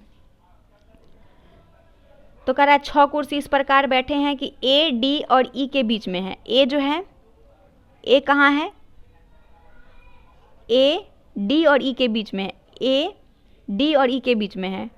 किसके बीच में, D और E के बीच में। तो यहाँ पे D लिख देंगे और यहाँ पे E लिख देंगे और यहाँ पे A दे देंगे, तो दोनों के बीच में ये हो गया। अगला कह रहा है कि CD के सामने है, C जो है C D के सामने है, तो D यहाँ पे है ना, तो D के सामने हम यहाँ पे C को दे देंगे। ठीक है, अब D सामने है, D और F पड़ोसी नहीं है। D और F जो है, D और F वो पड़ोसी नहीं है, तो यहाँ पे बच गया 2, तो B और F लिख देंगे, क्योंकि F इसका पड़ोसी नहीं है तो एक छोड़ के ही करना पड़ेगा, तो F इधर हो जाएगा। अब देखिए, अब इस तरीके से हमारा क्रम हो गया। अब क्या करेंगे, कह रहा है पहला कि A B के सामने है, A देखते हैं A B के सामने है, बिल्कुल नहीं है। उसके बाद है D E के सामने है, D E के सामने है, ये भी गलत है, ये भी गलत है। C तथा B का पड़ोसी है, C B का पड़ोसी है, नहीं है। C B का पड़ोसी नहीं है। C E का पड़ोसी है, C E का पड़ोसी है, ये सही हो जाएगा, D हो जाएगा। अगला दिया हुआ है कि निम्न चित्र में संस्थाएं उन परीक्षाओं में फेल छात्रों को दर्शाती है। कुल छात्र की संख्या 500 है, उन छात्रों का प्रतिशत जो न्यूनतम 2 परीक्षाओं में फेल हुए हैं। तो इंग्लिश, हिंदी, गणित दिया हुआ है और फेल होने वाले छात्र का कह रहा है कि क्या होगा। तो वेन आरेख के अनुसार अगर हम देखें तो न्यूनतम 2 परीक्षाओं में फेल छात्रों का संख्या कितना है, न्यूनतम 2, तो सबसे पहले देखते हैं 2, इंग्लिश और गणित में 12 है, तो 12 हो जाएगा इसका फेल छात्रों की संख्या 2 बार ना, तो इस दोनों को ऐड करेंगे। फिर कह रहा है कि 500 उन छात्रों का प्रतिशत जो न्यूनतम 2 परीक्षाओं में फेल हुए हैं, 10, ये भी हो जाएगा, तो इसको भी जब ऐड करेंगे 10 और फिर इधर हो जाएगा 5, टोटल्स को करके जब निकालेंगे तो सबका प्रतिशत क्या हो जाएगा, टोटल ये ऐड करने के बाद 39 हो जाएगा और टोटल इस नंबर को ऐड करेंगे ना तो 500 हो जाएगा। तो 500 कहते हैं, टोटल एग्ज़ाम कितने का हुआ था, 500 का हुआ था, तो 39% में इसको करेंगे कन्वर्ट, तो आ जाएगा, इसको 100 से डिवाइड कर देंगे, 0 से 0 कट गया, मल्टीप्लाइड कर देंगे, आपका आ जाएगा निकल के 77.8% इसका आंसर हो जाएगा। ठीक है, देखते हैं इसका आंसर है कि नहीं, 78, हाँ। अगला 49 देखिए, एक कक्षा में 18 छात्र 160 सेंटीमीटर लंबे हैं, यह कुल छात्रों का 3/4 है। तो सबसे पहले कह रहा है कि एक कक्षा में 18 छात्र 160 सेंटीमीटर लंबे हैं, जिसमें कि कुल छात्र 3/4 हैं, तो कुल छात्रों का 2/3 लड़के हैं, तो लड़कियां की संख्या क्या होगी, तो लड़कियां का संख्या निकालना है। तो माना कि कुल कक्षा में छात्रों की संख्या x था, तो प्रश्न जो हमारा कर रहा है उसके हिसाब से 3x/4 हो जाएगा, यानी कि 18 हो जाएगा। अब x का वैल्यू हम निकाल लेते हैं, 18 गुने 4 बटा कितना से कितना पे, 3 पे ना, तो इसको कर लेंगे तो 24 निकल के आ जाएगा, यानी लड़कियों की संख्या 24 हो जाएगा, D। अब देखिए यहाँ पे दिया हुआ है, लास्ट प्रश्न है आपका कि यदि E 5 तो पेन 35, तो पेज बराबर किसके होंगे। ये समीकरण आपका बहुत आसान है, E बराबर 5 दिया हुआ है,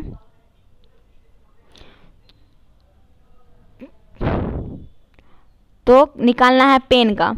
ठीक है, तो E का, अगर E का, तो E जानते हैं कि पोजीशन 5 होता है अल्फ़ाबेट में, ABCD में 5वां पोजीशन E का है, तो P का पोजीशन क्या हो जाएगा, P का पोजीशन 16 हो जाएगा।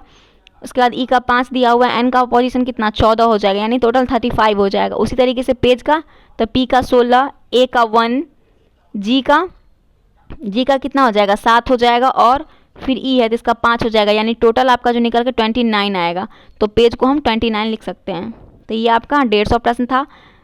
जिसका सभी एक्सप्लेनेशन के साथ समाप्त होता है। तो अगर आप सभी को हमारा वीडियो पसंद आएगा तो वीडियो को एक लाइक ज़रूर कर दीजिएगा। जो लोग चैनल पर नए हैं चैनल को सब्सक्राइब जरूर कर लें। और एक और प्रीवियस ईयर क्वेश्चन है जो 16/2/2015 का होगा, उसे भी हम कल देखेंगे, कल या परसों उसे देखेंगे।